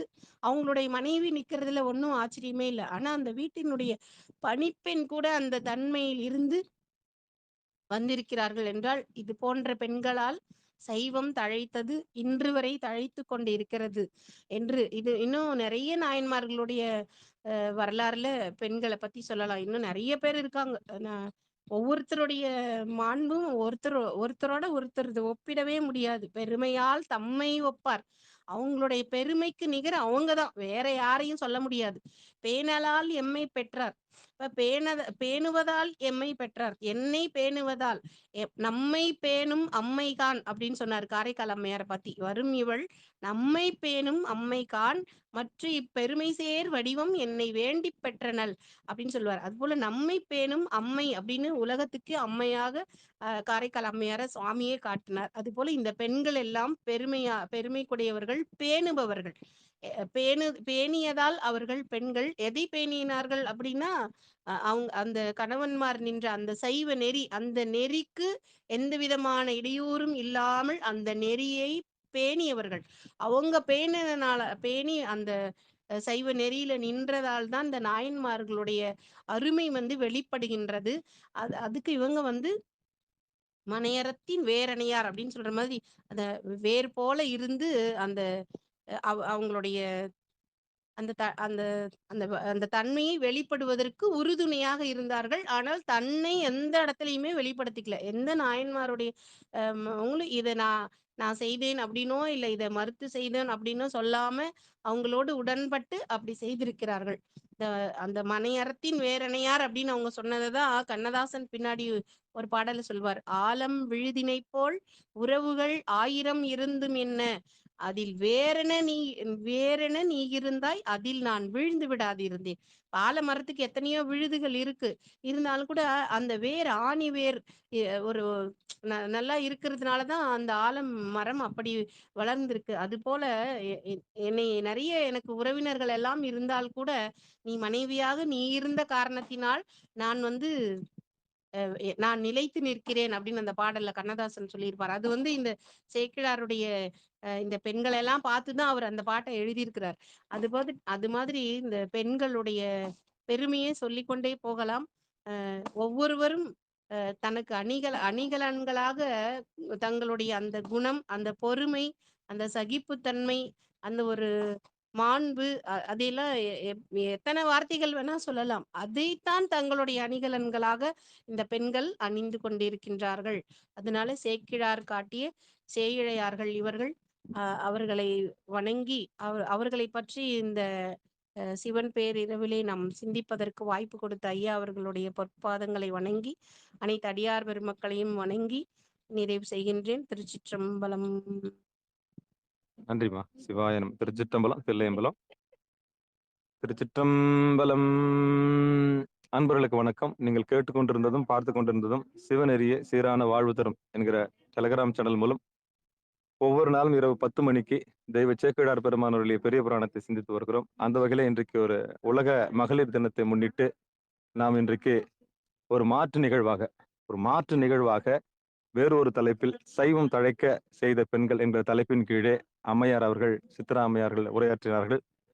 அம்மையார் அவர்களுடைய பொன்னார் திருவடிகளை வணங்கி நிகழ்ச்சிக்கு வருகை தந்திருக்கக்கூடிய அனைத்து அடியார் பெருமக்களுடைய பொன்னார் திருவடிகளை வணங்கி நிகழ்ச்சியை நீதே நிறைவு செய்வோம். நிறைவு செய்வதற்கு முன்பதாக நிகழ்ச்சி குறித்த கருத்துக்களை நீங்கள் கட்புலன் வாயிலாக, அது வாட்ஸ்அப் என்று சொல்லக்கூடிய கட்புலன் வாயிலாக நீங்கள் கருத்துக்களை தெரிவிக்கலாம் என்று கூறி நிகழ்ச்சியை நிறைவு செய்கிறோம். நிறைவு செய்வதற்கு முன்பு வாழ்த்து. திருச்சிற்றம்பலம், தில்லையம்பலம். மண்ணில் நல்ல வண்ணம் வாழலாம் வைகளும், ஏனில் நல்லகதிக்கு யாதும் ஒரு பிறவிலே கண்ணி நல்லக்தரும் கழுமல வளநகர் பெண்ணின் நல்லாளோடும் பெருந்தகை இருந்ததே. தனம் தரும் கல்வி தரும் ஒரு நாளும் தளவரியா மனம் தரும் தெய்வ வடிவம் தரும் நெஞ்சில் வஞ்சமில்லா இனம் தரும் நல்லனையெல்லாம் தரும் அன்பர் என்பவருக்கே கணம் தரும் பூங்குழலால் அபிராமி கடைக்கண்களே. ஆறிரு தடந்தோல் வாழ்க அறுமுகம் வாழ்க வெற்பை கூறுசை தனிவேல் வாழ்க துக்கூடம் வாழ்க செவ்வேலேறிய மஞ்சை வாழ்க ஆனைதன் அணங்கு வாழ்க மாறிலா வள்ளி வாழ்க வாழ்க சீர் அடியாரெல்லாம் வான்முகில் வழாது பெய்க மலிவலம் சுரக்க மண் கோன்முறை அரசு செய்க குறைவிலாது உயிர்கள் வாழ்க நான்மறை அரங்கல் வங்க நற்றவம் வேள்வி மல்க மேன்மைகொள் செய்வ நீதி விளங்குக உலகமெல்லாம். மேன்மைகொள் செய்வ நீதி விளங்குக உலகமெல்லாம்.